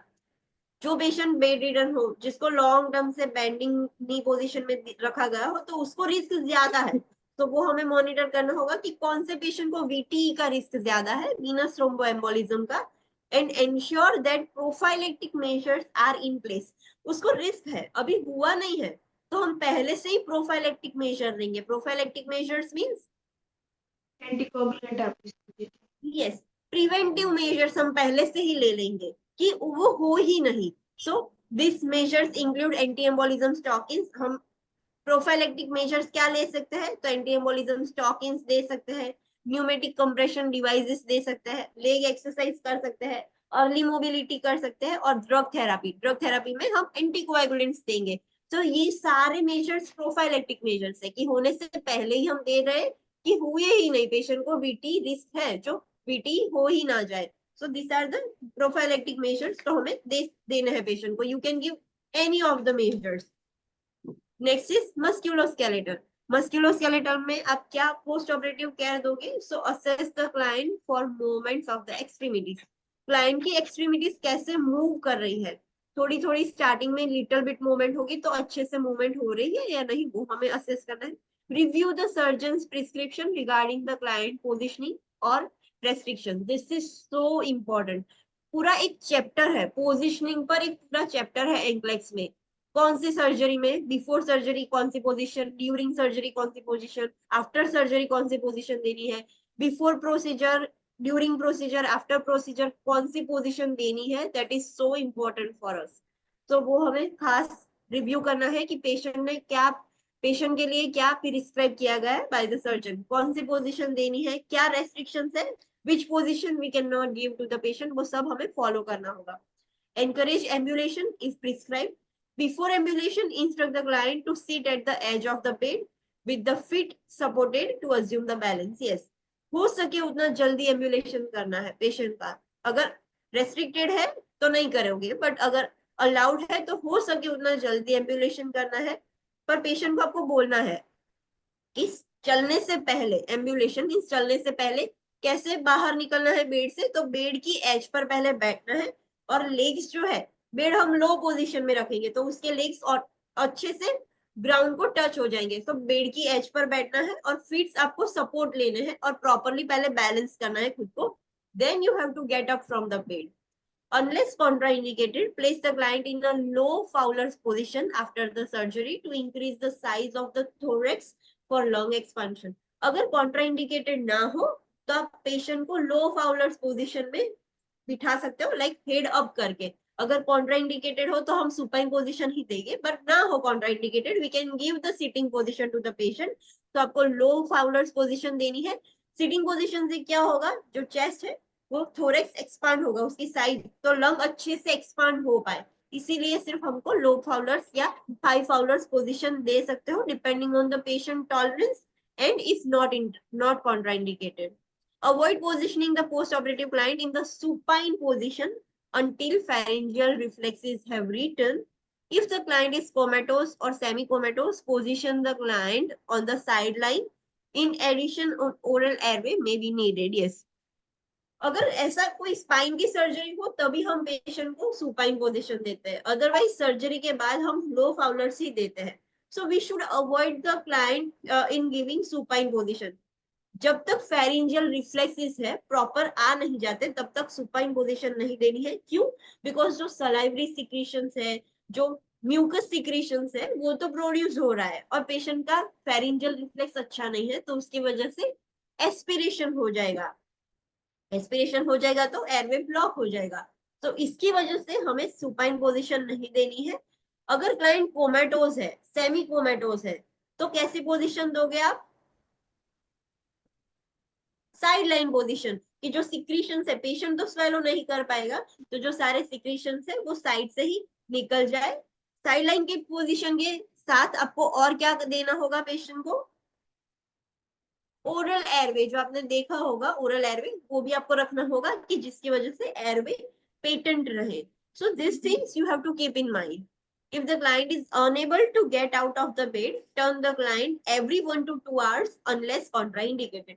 अगर पेशेंट को आप एम्बुलेट नहीं कर सकते, पेशेंट बाहर नहीं निकल सकता बेड से, so we have to turn the position every 1 to 2 hour. हर 1-2 घंटे में हमें पेशेंट की पोजीशन चेंज करनी होगी अनलेस कॉन्ट्राइंडिकेटेड। अगर स्पाइनल सर्जरी है तो डॉक्टर ने स्ट्रिक्टली बोला होगा कि इतने घंटे तक तो सुपाइन ही पोजीशन देनी है, तो ऐसे पेशेंट को आप टर्न नहीं कर सकते।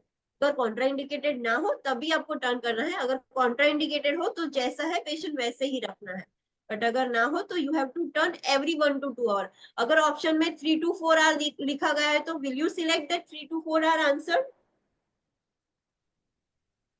यस और नो?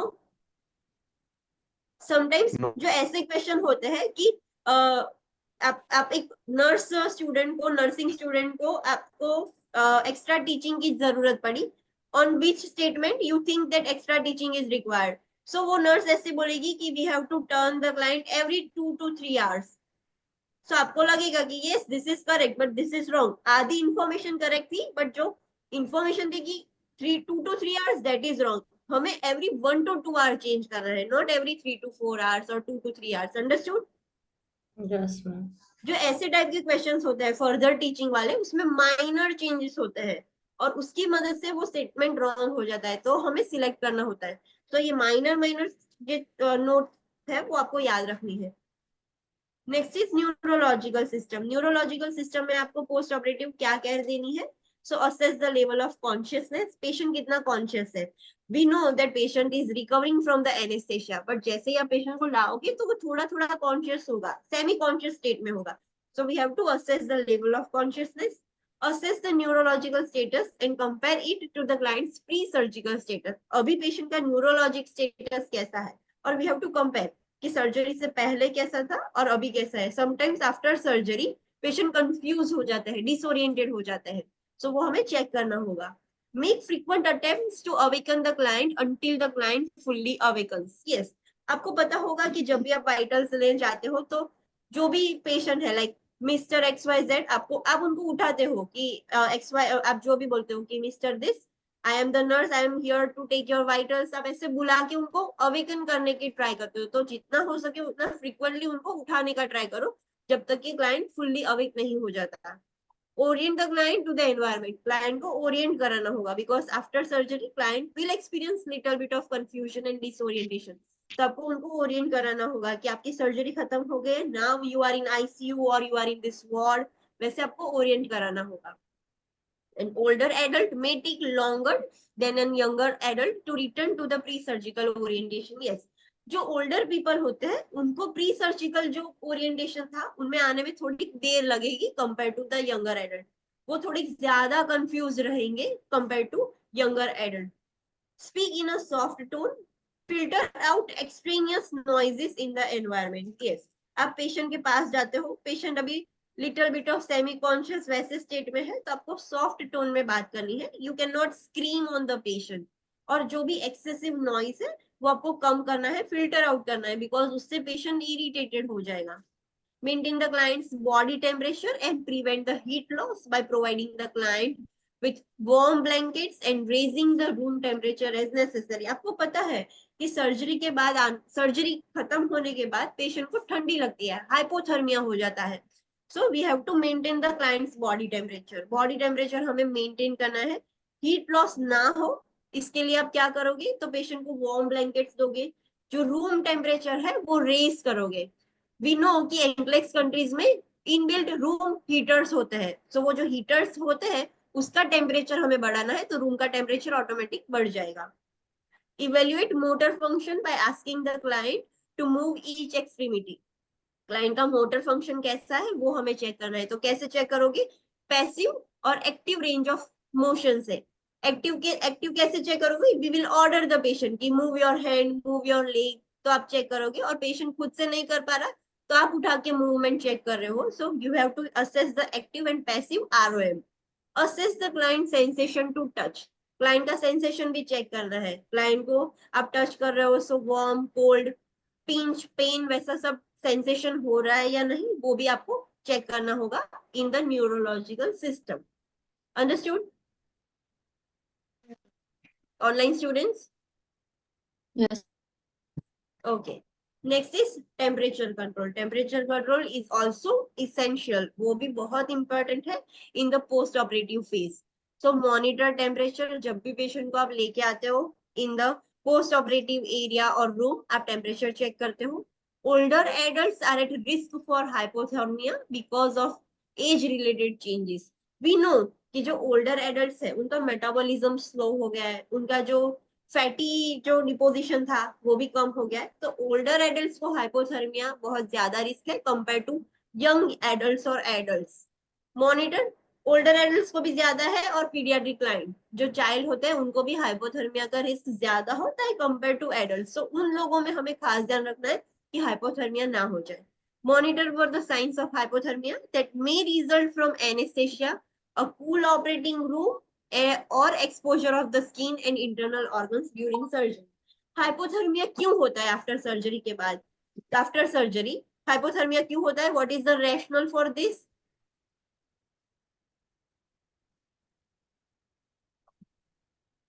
केम था after surgery why the patient experiences hypothermia? What is the rationale? मैंने अभी रीड किया. सर्जरी में एक तो मतलब कूलिंग एनवायरनमेंट हुआ इसलिए. यस, ऑपरेटिंग रूम एकदम चिल्ड होता है, बहुत ही ठंडा होता है. तो एक तो वो एक रीजन वो है. दूसरा रीजन एनेस्थेसिया. एनेस्थेसिया से कैसे?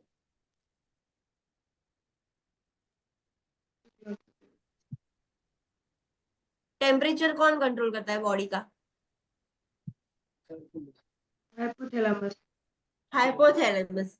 और जब आप एनेस्थेसिया दोगे तो पेशेंट कंप्लीटली डाउन हो जाएगा, सारी सिस्टम कम हो जाएगी. तो जो मैकेनिज्म है हाइपोथैलेमस का वो भी रिड्यूस हो जाएगा. तो जो टेम्परेचर रेगुलेशन है वो भी कम हो जाएगा due to anaesthesia, because it suppresses the activity of hypothalamus. Understood? This is the reason. और तीसरा रीजन क्या है? सर्जरी में कट ना लीधे direct cooling Yes. Organ. Yes, when the surgeon is doing the surgery, वो सर्जरी पेशेंट पूरा open है, उसकी सारी स्किन कूल एनवायरनमेंट में कंप्लीटली ओपन है. आप इंसिजन रखते हो, सारे ऑर्गन्स भी ओपन है, ठंड एकदम, ऑपरेटिंग रूम एकदम चिल्ड है और सारे ऑर्गन स्किन कंप्लीटली ओपन है. सो ये तीन रीजन की वजह से पेशेंट को हाइपोथर्मिया होता है. Apply warm blankets, continue oxygen and administer medication as prescribed if the client experiences post-operative shivering. Yes, अगर पेशेंट को आप लेके आते हो, पेशेंट बहुत हाइपोथर्मिक हो गया है, तो आपको वार्म ब्लैंकेट्स देने होंगे. एक अदर डिवाइस भी आता है, आपको पता है, आईसीयू में यूज होता है, जो पेशेंट हाइपोथर्मिया एक्सपीरियंस करता है वो Warmer. Yes warmer. वो ऐसे डिवाइस होता है, उसकी पाइप जैसे होती है और वो पेशेंट के ब्लैंकेट में रखी जाती है, तो उसमें से वार्म एयर पेशेंट को मिल जाएगी. सो you can use that device also. Oxygen देना होगा, और अगर पेशेंट शिवरिंग कर रहा है, लाइक बहुत ही शिवर हो रहा है, तो you have to give the medication, जो भी डॉक्टर प्रिस्क्राइब करे वो मेडिकेशन भी आप दे सकते हो. तो this is how you have to regulate or control the temperature of a patient in a post-operative care. Next is integumentary system. Integumentary system में आपको क्या care देनी है in the post-operative phase? Assess the surgical site, drains, wound dressing, that is serous drainage may occur from an incision, but notify the surgeon if excessive bleeding occurs from the site. आपको जो जहां पर surgery की है वो surgical site देखनी है. Surgical site में आप क्या देखोगे? सर्जिकल साइट में क्या देखोगे? इन्फेक्शन है या नहीं. redness,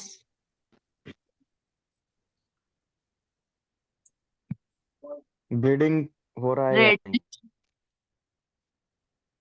You will check the REEDA score. REEDA check करोगे. सर्जिकल साइट पे ऑलवेज रीडा स्कोर चेक करना होता है. रेडनेस, एकाइमोसिस, फिर any discharge, yes, any inflammation, जो भी है, अकोमोडेशन कैसा है, जब सूचर्स लिए है तो वो कैसे है, अलाइन है या नहीं. तो ये सब रीडा स्कोर हमें चेक करना होता है कहीं पे भी. ये एपिजियोटोमी पर सिर्फ एप्लीकेबल नहीं है, कहीं पे भी सर्जरी की गई है, इंसिजन किया गया है और सूचर्स लिए गए हैं, तो you have to check the REEDA score of the surgical site. Drain check करनी है कि ड्रेन जो लगाई है तो वो प्रॉपर है या नहीं. कई बार ऐसा होता है कि ड्रेन लगाने के जो जहां से ड्रेन इंसर्ट की है, जो होल है वहां से इंसर्ट किया, तो उसके आजू बाजू से डिस्चार्ज हो रहा होता है, तो हमें ड्रेन चेक करनी है. वुंड ड्रेसिंग चेक करना है. जहां पे भी सर्जरी की है तो वी नो कि उस पर ड्रेसिंग करके उसको पैक किया गया है, तो वुंड ड्रेसिंग हमें चेक करना है. उसमें अलग अलग टाइप्स के डिस्चार्ज होते हैं. So what is the normal discharge? serous ना serosanguineous, serous discharge and Sanguine. Serosanguineous. Serous discharge कैसा होगा? Normal watery, watery discharge, whitish watery discharge होगा. सीरो सेंग्विनियस कैसा होगा? Pinkish pink, color. pinkish, colour का होगा. यस, स्लाइटली ब्लड मिक्स होगा. उसके अलावा serous and serosanguineous are normal discharge. Abnormal discharges कौन से हैं? sanguinous and purulent. Haemorrhagic, then Sanguineous, hemorrhagic, and purulent. yes, sanguineous, that is full of blood. Hemorrhagic, that is excessive bleeding, and purulent. This type of three discharges are abnormal. So आपको abnormal discharge दिखे, bleeding दिखे, कुछ भी दिखे, तो you have to notify the PHCP.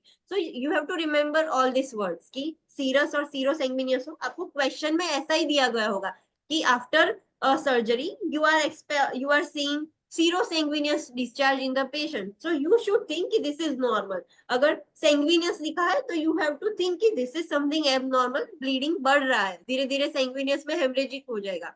सो आपको ये terminologies पता होनी चाहिए. Those who are new, we will study this terminology in integumentary system, don't worry. Mark time and date of any drainage on the surgical dressing and monitor for excessive drainage as per agency policies. Yes, आप patient को assess करते हो. जैसे ही patient को आपने receive किया, आप सारा उसका ड्रेसिंग चेक करते हो, और ड्रेसिंग में आपको ड्रेनेज दिख रहा है. So you have to document time, कितने बजे आपने ड्रेनेज देखा, व्हाट इज द डेट कि ये ड्रेनेज हुआ, and you have to monitor कि एक्सेसिव तो ड्रेनेज नहीं हो रहा कि नहीं, वो सब आपको मॉनिटर करना होगा.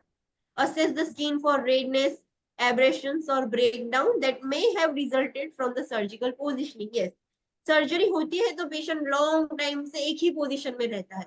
सो पेशेंट को स्किन पर कोई रेडनेस है या एब्रेशन तो नहीं है ना, ब्रेकडाउन, लाइक स्किन में विंटर्स में कैसे ब्रेकडाउन हो जाती है स्किन, तो वैसा कुछ तो नहीं हुआ ना. ये क्यों होता है? Due to surgical positioning.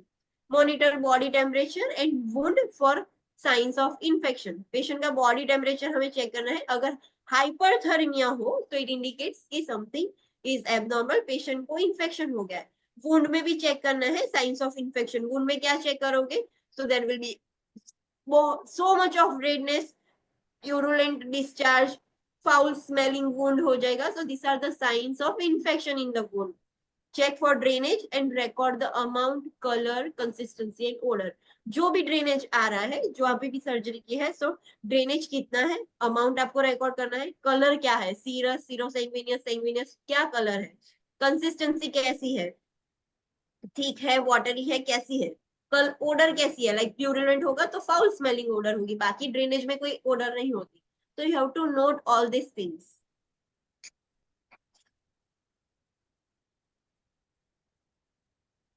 Assess the tissue integrity frequently as per the agency protocol for redness, increased swelling, tenderness और pain। हमें जहां पर भी सर्जरी की है, सो टिश्यू इंटीग्रिटी हमें चेक करनी होगी frequently according to agency protocols. हर हॉस्पिटल में अलग अलग रूल्स होते हैं, लाइक कुछ हॉस्पिटल में ऐसा बोलेंगे कि एवरी 2 आवर आप चेक करो, एवरी शिफ्ट चेक करो, एवरी 4 आवर, जो भी प्रोटोकॉल्स हो उसको फॉलो करके हमें चेक करना है कि रेडनेस कैसा है, इंक्रीज हो रहा है या डिक्रीज हो रहा है, स्वेलिंग इंक्रीज हो रहा है या नहीं, टेंडरनेस हो रहा है या नहीं, पेन है या नहीं, वो हमें चेक करना है। Maintain a dry intact dressing, maintain a dry intact dressing that is sterile और क्लीन। जो भी ड्रेसिंग है वो ड्राई होना चाहिए, अगर वेट हो गया है तो उसमें इन्फेक्शन हो जाएगा। So we have to maintain a dry and intact dressing, कहीं से भी ओपन नहीं होना चाहिए। Sterile technique means that everything used in the care for the client is free from microorganism. Yes. What is the difference between sterile and clean? ये बहुत ही time use होता है। डिफरेंस क्या है, स्टेराइल और क्लीन में क्या डिफरेंस है? Aseptic, not septic. સ્ટરાઇલ એટલે ઓટોક્લેવ કરેલ. And clean means? ઓટોક્લેવ વાળું ના હોય ma'am. Okay, sterile means we know कि वो ऑटोक्लेव किया गया है, it is free from the micro organism, उसमें कोई भी माइक्रो ऑर्गेनिज्म, जर्म्स नहीं है, बिकॉज उसको प्रॉपरली ऑटोक्लेव किया गया है। और क्लीन मीन्स वो क्लीन तो है but there might be a micro organism, because उसको स्टेराइल नहीं किया गया है, ऑटोक्लेव नहीं किया गया है, so there might be a presence of micro organisms. Clean में हम ऐसा नहीं बोल सकते कि उसमें माइक्रो ऑर्गेनिजम्स नहीं होंगे, दो इट इज क्लीन, उस पर कुछ गंदा नहीं है, कुछ भी दिख नहीं रहा, but micro organisms it is not autoclave. so this is the difference. So sterile technique means that everything used in the care of the client is free from microorganism। जो भी स्टेराइल टेक्निक है उसका मतलब क्या कि जो भी चीज आप यूज कर रहे हो पेशेंट के केयर में वो सारे माइक्रो ऑर्गेनिज्म से फ्री है, उसमें कोई भी टाइप के माइक्रो ऑर्गेनिजम्स नहीं है। और क्लीन का मतलब क्या, the clean technique involves meticulous hand washing. आप हैंड वॉशिंग करते हो बहुत अच्छे से, क्लीन हो गए हाथ, but we can not say कि they are free from the micro organisms. Maintaining a clean environment by preparing a clean field. आप पेशेंट का जो एनवायरमेंट है वो भी क्लीन करते हो, we are using different types of solutions. Mopping में अलग अलग टाइप्स के सॉल्यूशंस होते हैं लाइक लाइजोल एंड वो सब। सो उससे गारंटी नहीं है कि पेशेंट के वो जो एनवायरमेंट है is free from micro organism, but वो क्लीन है। Using clean gloves and sterile instruments, आप क्लीन ग्लव्स यूज करते हो, स्टेराइल इंस्ट्रूमेंट्स यूज करते हो, and preventing the contamination of materials and supplies. Clean चीज से आप कंटामिनेशन नहीं होने देते, लाइक जो भी मटेरियल है उस पर ब्लड या वो भी चीजें है उससे आप बचा के रखते हो, that is clean, not free from microorganism and it is not autoclaved. Understood? Yes. Okay. Change the dressing as prescribed, noting the amount of bleeding or drainage, odor and intactness of the sutures or staples. Commonly used dressing include 4 by 4 inch gauze, non-adherent pads, abdominal pads, gauze roll and split gauze, commonly referred as a drain sponges. आपको पता होगा कि every shift आपको dressing change करना होता है patient का, और सर्जरी के बाद ड्रेसिंग डिस्चार्ज की वजह से गीला हो जाता है, तो आपको पता है कि आपको ड्राई ड्रेसिंग रखना है, तो you have to frequently change the dressing. अगर पेशेंट को ज्यादा डिस्चार्ज हो रहा है तो आपको ज्यादा फ्रीक्वेंटली करना होगा, कम डिस्चार्ज है तो भी आपको एवरी शिफ्ट चेंज करना होगा। सो जैसे प्रिस्क्राइब किया गया है वैसे ड्रेसिंग करना है। जब भी आप ड्रेसिंग करते हो, लाइक पुराना निकालते हो फिर नया लगाते हो, तो उस टाइम कैसा ब्लीडिंग हो रहा है, कैसा ड्रेनेज है पेशेंट को, ओडर कैसा है जब आप ओपन करते हो, तो जब भी सूचर्स आप ड्रेसिंग रिमूव करोगे नया अप्लाई करने के लिए तो आपको सूचर्स दिखेंगे, स्टेपल्स दिखेंगे, तो ये इंटेक्ट है या नहीं, कि सूचर लाइन ऐसे सेपरेट हो गई है, वो सब आपको चेक करना है। कॉमनली ड्रेसिंग में कौन से गॉस पैड यूज होते हैं? तो 4x4 इंचेस के ऐसे छोटे छोटे गॉस पैड्स आते हैं, वो यूज होते हैं। और नॉन एडहेरेंट पैड जो चिपक जाए वैसे नहीं, बिकॉज समटाइम्स अगर चिपक जाएंगे तो ऐसे पुल आउट करने में पेशेंट को पेन होगा, वो स्किन पेशेंट को बहुत पेन करेगी। So non adherent pad use होते हैं, एब्डोमिनल पैड्स। फिर गॉज रोल्स यूज होते हैं, जो बैंडेजेस रोल हम बोलते हैं, वो रोल्स यूज होते हैं। और स्प्लिट गॉज भी यूज होते हैं। स्प्लिट गॉज मीन्स आपने देखा होगा, for example this is the client abdomen, can you सी?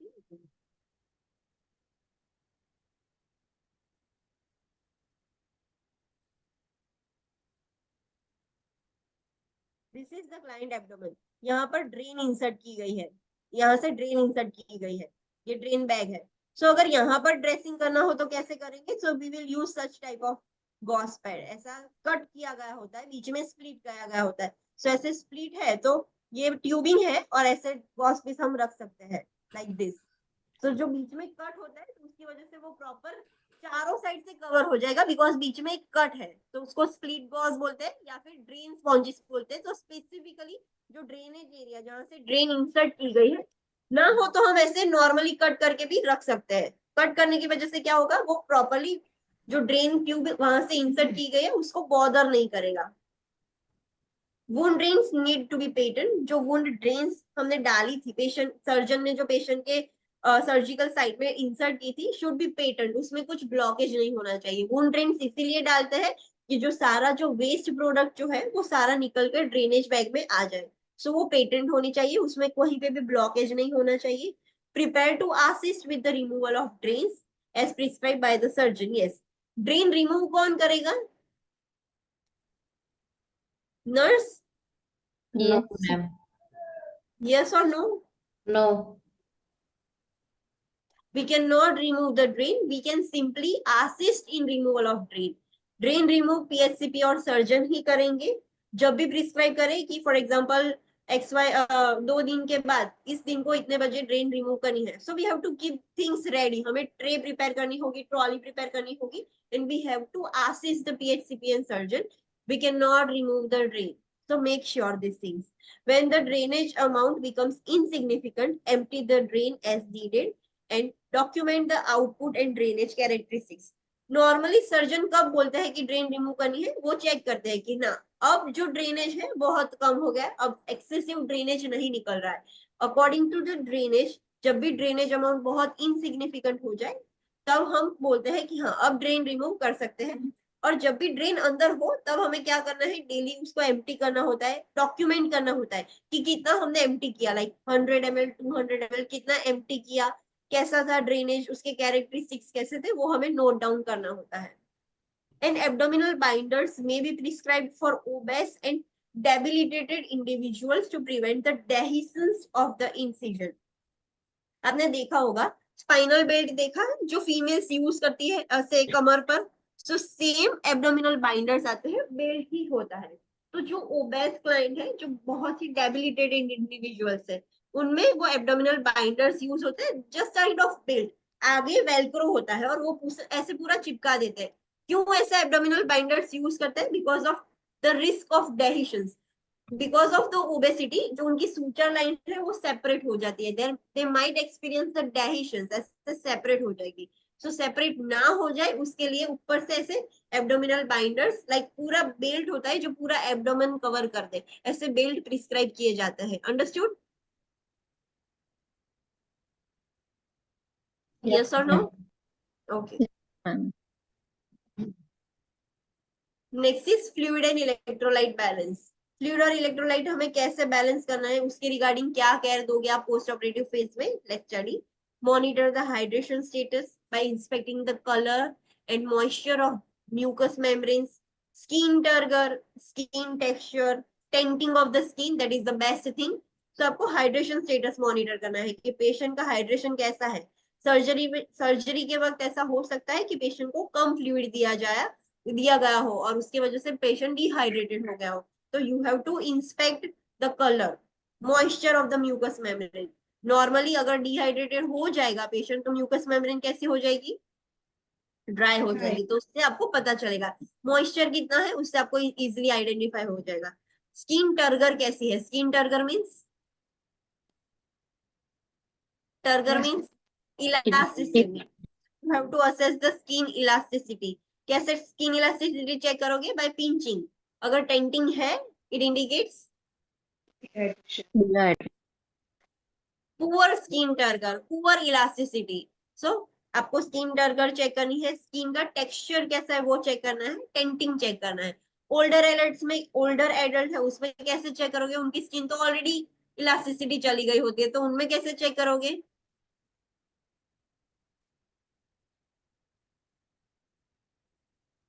जहां पर बोनी स्ट्रक्चर ज्यादा हो, like forehead.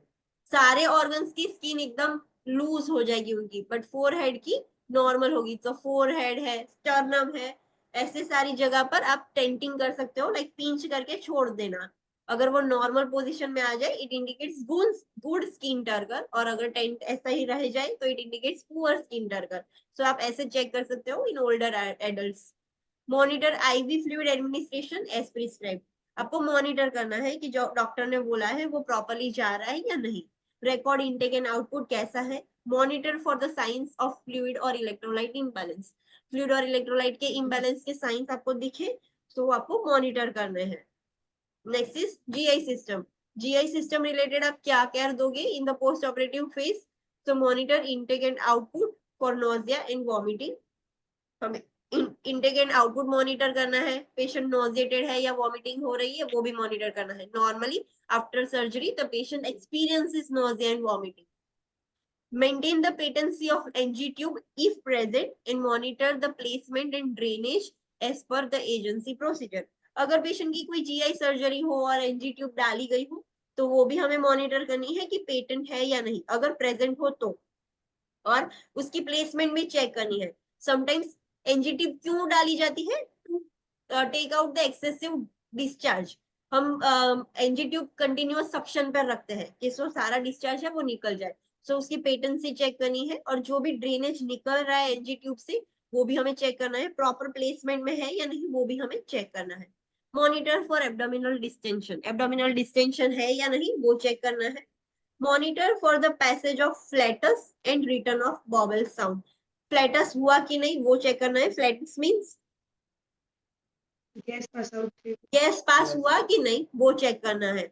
Bowel sounds normal हो गए कि नहीं, बिकॉज आफ्टर एनेस्थेसिया पेशेंट के बॉवेल साउंड हाइपोएक्टिव हो जाएंगे, मोटिलिटी कम हो जाएगी, तो bowel becomes hypotonic and hypoactive. So उसकी वजह से आपको मॉनिटर करना होगा कि अब बॉवेल साउंड्स आए कि नहीं, फ्लैटस पास हुआ कि नहीं। जब तक बॉवेल साउंड्स नहीं आ जाते, फ्लैटस पास नहीं आ जाता, you can not break NBM. Along with जब तक गैग रिफ्लेक्स भी रिटर्न नहीं हो जाता तब भी आप, अगर बॉवेल साउंड आ गया है, फ्लैटस भी पास हो गया है और गैग रिफ्लेक्स नहीं आया, तो आप एनबीएम ब्रेक करोगे। बॉवेल साउंड्स अच्छे हो गए हैं, फ्लैटस भी पास हो गया है पेशेंट को, पर गैग रिफ्लेक्स नहीं आया, तो can you break the NBM?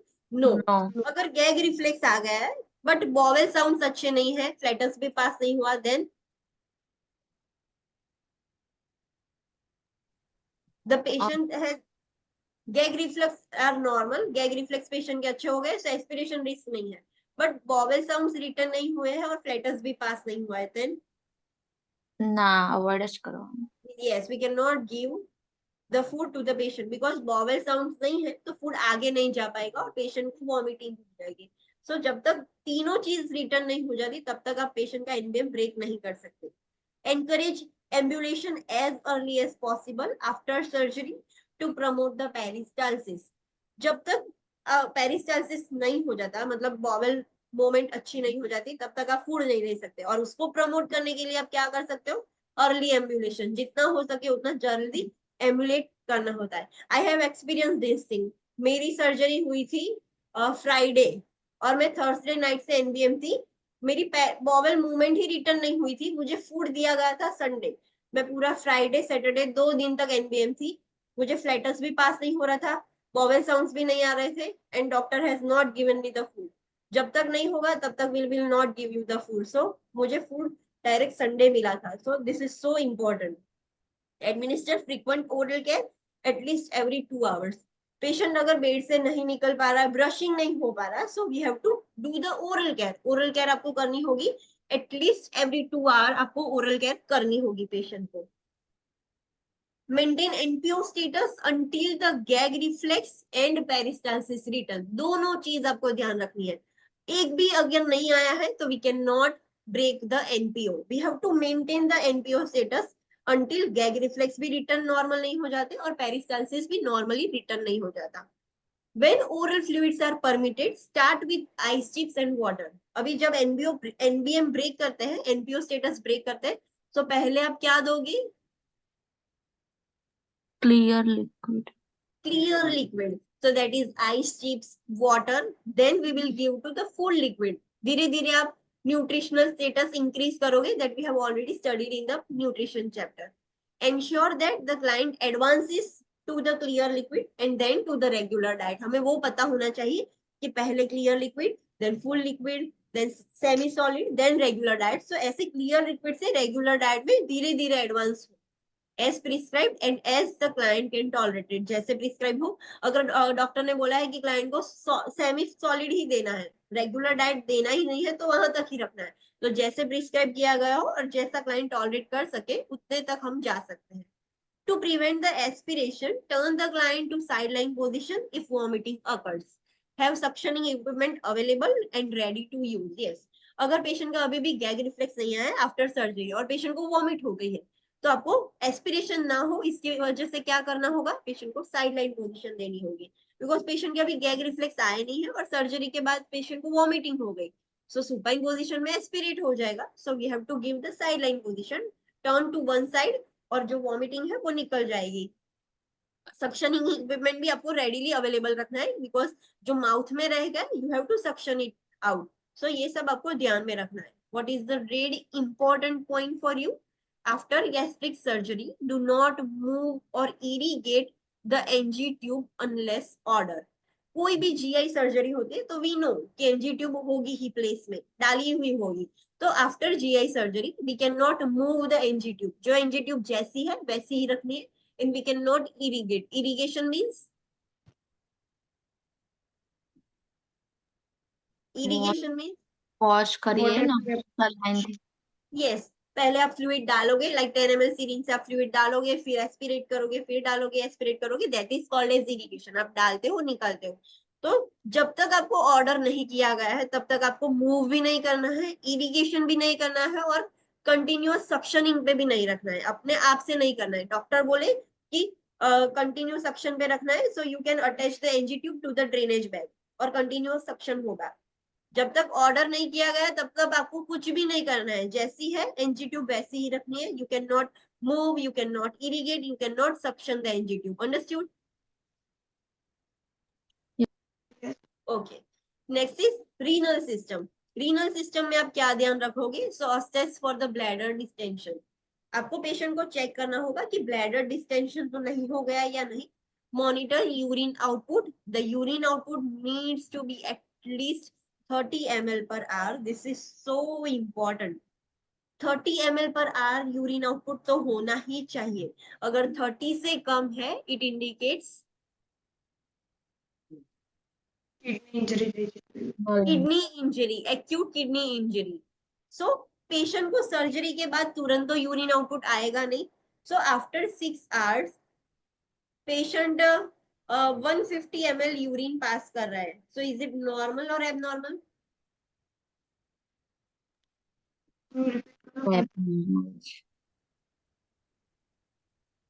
चलो अदर स्टूडेंट्स. पेशेंट तुरंत तो सर्जरी के बाद यूरिन पास करेगा नहीं, उसको कैथेटर भी नहीं है. सो 6 घंटे तो उसको लगेगी वॉइड करने में. सो 6 घंटे बाद वो वॉइड करता है and the urine output is 150 ml. So is it normal और abnormal? Abnormal. Why normal and why abnormal? चलो, why normal?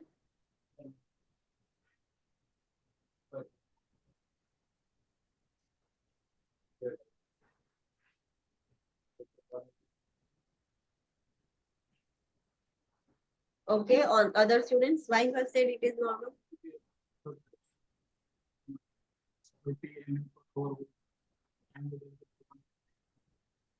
Okay. Why it is abnormal online students? At least 30 પર અવર હોય તો 6 મલ્ટીપ્લાય બાય 30 કરે તો 180 ના થવું જોઈએ. Yes, we know કે at least 30 ml per hour હોવું જોઈએ. 1 hour માં 30 ml તો હોવું જ જોઈએ. So patient 6 hours પછી કરે છે તો કેટલું યુરિન હોવું જોઈએ? 180 તો મિનિમમ હોવું જોઈએ at least, not maximum. At least કીધું છે તો 180 તો હોવું જ જોઈએ, એનાથી ઓછું છે. If less than 180, it indicates abnormal. If the urine output is 200 ml after 6 hours, 6 घंटे के 6 घंटे बाद भी यूरिन आउटपुट 200 ml है तो क्या होगा ये? નોર્મલ.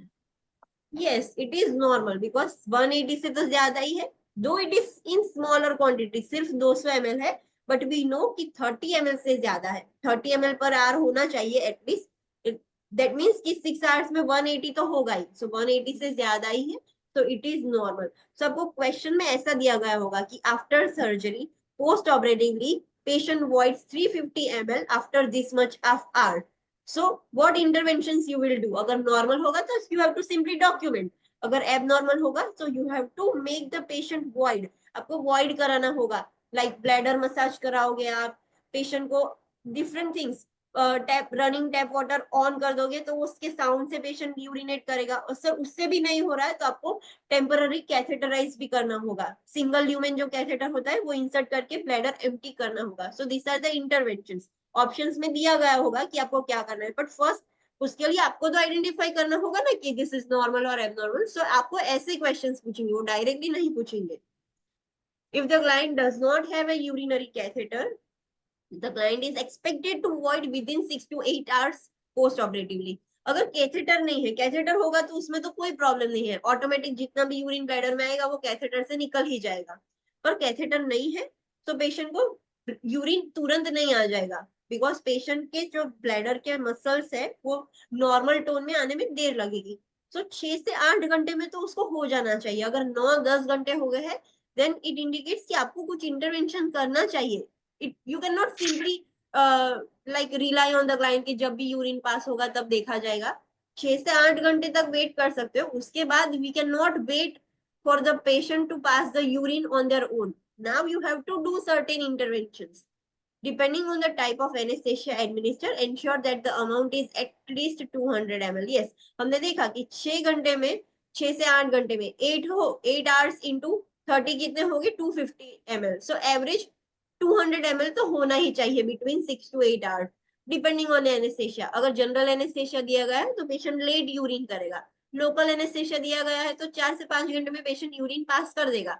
और उसमें भी हमें मेक श्योर करना है कि अगर 4 घंटे में पास करता है तो मिनिमम कितना ml होना चाहिए? 120 तो होना ही चाहिए, उससे कम नहीं. Understood? Yeah. Okay. Pain management we will see tomorrow. Okay, so let's do a quick revision of our today's class. आज हमने क्या देखा? तो अराइवल इन operating room means intra operative care हमने देखी कि रॉन्ग साइड और रॉन्ग प्रोसीजर के लिए हम क्या कर सकते हैं? 3 बार कंफर्म करेंगे. एक तो पेशेंट आप जैसे ही प्री ऑपरेटिव एरिया में लेते हो तब कंफर्म करोगे, जैसे ही ऑपरेटिंग रूम में ले जाते हो, ओटी टेबल पर ले जाते हो पेशेंट को, तब कंफर्म करना है. और जब सर्जरी स्टार्ट होने वाली हो, पेशेंट को आपने रेडी कर दिया है, पोजीशन दे दिया, एनेस्थेशिया दे दिया, बट अब सर्जरी स्टार्ट होने वाली है उसके पहले भी आप कंफर्म करोगे. So you are confirming 3 times to prevent the wrong side and wrong surgery. फिर पेशेंट का आइडेंटिफिकेशन करना भी जरूरी है कि सही पेशेंट है या नहीं. सो आइडेंटिफिकेशन ब्रेसलेट, और पेशेंट को भी पूछना है कि व्हाट इज योर नेम. फिर जो भी डॉक्यूमेंटेशन था लाइक प्री ऑपरेटिव जो चेकलिस्ट था वो हमें फिर से रिव्यू करनी है और कंप्लीट है या नहीं वो सब हमें चेक करना है. सारा जो भी प्रिस्क्रिप्शन डॉक्टर ने दिए थे प्री ऑपरेटिव केयर में वो फुलफिल हो गया या नहीं वो भी चेक करना है. अगर आईवी लाइन नहीं ली है तो हम प्री ऑपरेटिव रूम में ले सकते हैं और प्री ऑपरेटिव फेज में भी ले सकते हैं. एनेस्थेशिया जो भी होगा वो भी एडमिनिस्टर किया जाएगा. What is the important point in the intraoperative care? Verification, client identification and surgical. Yes, client identification, surgical site, right surgery. This is very critical in the intraoperative care.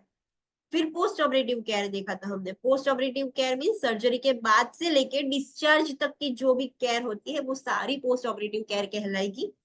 उसमें system wise हमने assessment care दी थी। तो respiratory system में important point क्या था?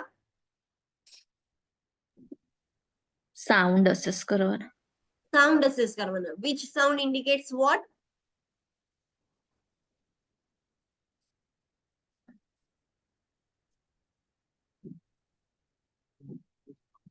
if you are auscultating freckles and bronchi in the patient, so it indicates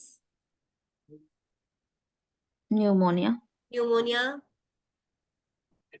atelectasis, pulmonary edema. And if you are auscultating stridor, wheezing and crowning, so what does it indicate?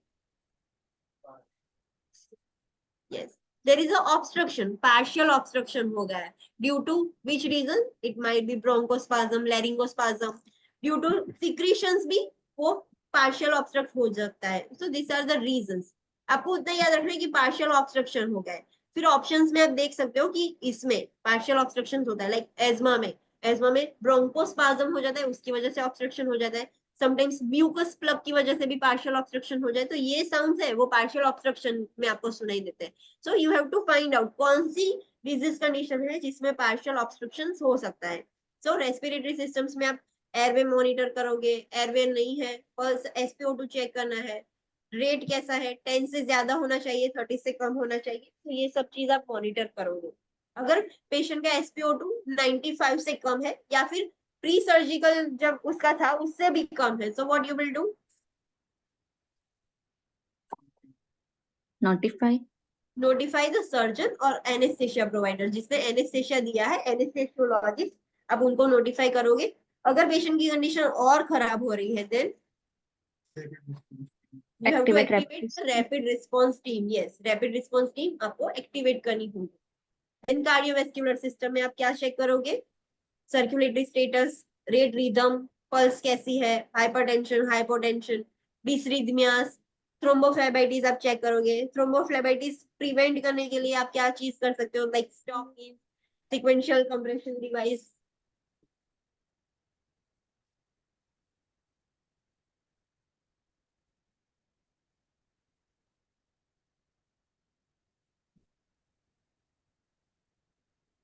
Sequential compression device वो सब आप दे सकते हो.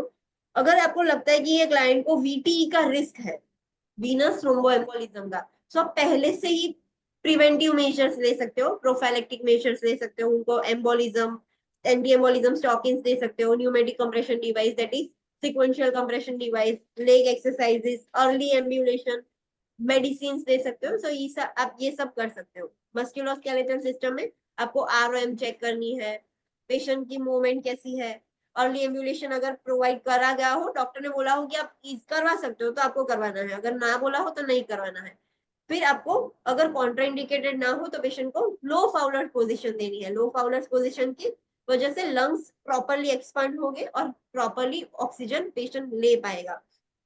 Patient को कौन सी position नहीं देनी है? क्यों? Supine.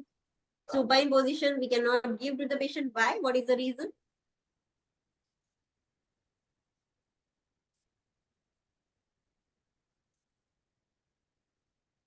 पेशेंट सर्जरी के बाद फेरिंजियल रिफ्लेक्सेस, जो गैग रिफ्लेक्सेस है, they have not return till now. So अभी तक वो रिटर्न नहीं हुए. That's why we can not give the supine position. अगर ऐसा है कि सुपाइन पोजीशन देना है तब भी हमें पता है कि हम पिलो रखते हैं, और वो भी अगर नहीं हो कि पिलो नहीं रखना है, सो हम क्या करते हैं? बेड ऐसे स्लेंटिंग रखते हैं, सो पेशेंट सुपाइन रहेगा. So this are the alternative ways. अगर जब तक फेरिंजियल रिफ्लेक्सेस नहीं आ जाते तब तक हम सुपाइन पोजीशन नहीं दे सकते. क्लाइंट कोमेटोज है, सेमी कोमेटोज है और साइडलाइन पोजीशन अलाउड है, तो हमें साइडलाइन पोजीशन देनी चाहिए कि जो भी सिक्रेशन है वो सब निकल जाए. अगर पेशेंट बेड से बाहर नहीं आ पा रहा है, मेजर सर्जरी की गई है, बेड रिडन ही है, so what we have to keep in mind? Change position. Turn करवाना. पेशेंट बेड रिडन है, मेजर सर्जरी की,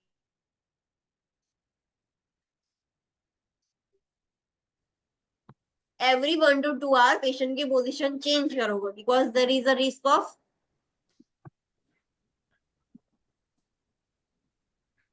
pressure shortage. Pressure sores, bed sores, pressure injuries, उसका रिस्क है, तो इसकी वजह से आपको एवरी 1 to 2 आवर चेंज करनी होगी पोजीशन। न्यूरोलॉजिकल सिस्टम में पेशेंट की कॉन्शियसनेस चेक करोगे, उसका न्यूरोलॉजिकल स्टेटस चेक करोगे, पेशेंट ओरिएंटेड है या नहीं। Normally after surgery patient confuse हो जाता है, so we have to orient the client. Older client है, उसको थोड़ी देर लगेगी नॉर्मल ओरिएंटेशन में आने में। आपको सॉफ्ट टोन यूज करना है, ज्यादा नॉइस नहीं क्रिएट करना है, पेशेंट का बॉडी टेम्परेचर मेंटेन करना है, बिकॉज हाइपोथर्मिया होता है पेशेंट, उसका मोटर फंक्शन कैसा है वो चेक करना है, उसके सेंसेशन कैसे है वो चेक करने हैं आपको। Temperature control is also important. जब भी पेशेंट सर्जरी से आए तो आपको उसका टेम्परेचर चेक करना है। ओल्डर क्लाइंट और जो पीडियाट्रिक क्लाइंट है उसको हाइपोथर्मिया का रिस्क ज्यादा होता है। हाइपोथर्मिया क्यों होता है, what is the reason? because of anesthesia which lowers the function of hypothalamus because of full operative room। Operating room होता है वो बहुत फुल होता है। And third reason is exposure of the skin और internal organs during the surgery, वो cold environment में expose हो जाते हैं। So what we can do to control the temperature, आप वार्म ब्लैंकेट्स दे सकते हो, वार्मर यूज कर सकते हो, मेडिसिन दे सकते हो अगर पेशेंट बहुत शिवर कर रहा है तो।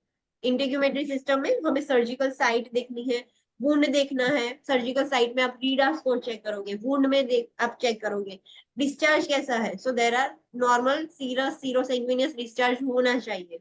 एबनॉर्मल डिस्चार्ज है तो you have to inform the PHCP. आपको टाइम भी लिखना है कि इतने बजे इतना डिस्चार्ज देखा था, इतना पैड गंदा हो गया था डिस्चार्ज की वजह से, वो सब आपको डॉक्यूमेंट करना होगा। रेडनेस क्या वो सब तो नहीं है, वो चेक करना होगा। टेम्परेचर कैसा है इन्फेक्शन के लिए, अगर टेम्परेचर ज्यादा है, वुंड बहुत ही red, purulent discharge, foul smelling odour आ रहा है तो इट इंडिकेट्स इन्फेक्शन। सो आपको इन्फेक्शन के लिए भी चेक करनी होगी स्किन, जो भी ड्रेनेज है उसका कलर, कंसिस्टेंसी, ओडर कैसी है वो आपको चेक करना होगा। ड्राई ड्रेसिंग आपको मेंटेन करना होगा।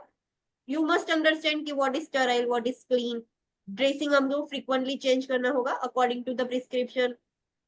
जो भी वुंड ड्रेन्स है वो पेटेंट होनी चाहिए। We can only assist in removal of the drains, we can not remove the drains. जब भी ड्रेन रिमूव करते हो तो उसका कैरेक्टरिस्टिक, जब आप एम्प्टी करते हो तो कैसा, कितना अमाउंट था ड्रेनेज का, कैसा कलर था, कैसा ओडर था, कैसी कैरेक्टरिस्टिक थी, वो सब आपको लिखना है। फ्लूइड इलेक्ट्रोलाइट आपको बैलेंस में रखना है। जीआई सिस्टम में आपको नोजिया वॉमिटिंग के लिए मॉनिटर करना होगा, इनटेक आउटपुट के लिए मॉनिटर करना होगा। अगर एनजी ट्यूब है तो उसकी प्रॉपर प्लेसमेंट है या नहीं वो आपको चेक करना होगा। एब्डोमिनल डिस्टेंशन हो गया या नहीं चेक करना होगा। फ्लैटस पेरिस्टालसिस मूवमेंट रिटर्न हुई या नहीं वो चेक करना होगा। पेरिस्टालसिस मूवमेंट जल्दी रिटर्न करने के लिए आप क्या कर सकते हो, अर्ली एम्ब्यूलेशन, यस, आप क्लाइंट को चला सकते हो। और ओरल केयर आपको फ्रीक्वेंटली देनी होगी एवरी 2 आवर्स। एनपीओ स्टेटस कब तक मेंटेन करना है, जब तक gag reflex and peristalsis movement दोनों नॉर्मल होना चाहिए। अगर एक भी अभी भी एबनॉर्मल है या रिटर्न बैक नहीं हुआ तो भी आप एनपीओ स्टेटस ब्रेक नहीं कर सकते। पहले आपको क्लियर वाटर देना होगा, then we have to move the diet to the regular diet according to the client's preference, और जो भी डॉक्टर ने प्रिस्क्राइब किया है वो। पेशेंट को एस्पिरेशन का रिस्क हो सकता है, सो पेशेंट को आप साइडलाइन पोजीशन दोगे जब भी वॉमिटिंग हो, तो साइडलाइन पोजीशन देनी है तो एस्पिरेट ना हो जाए, और सक्शनिंग इक्विपमेंट्स भी रेडीली अवेलेबल रखने हैं। What is the red important point?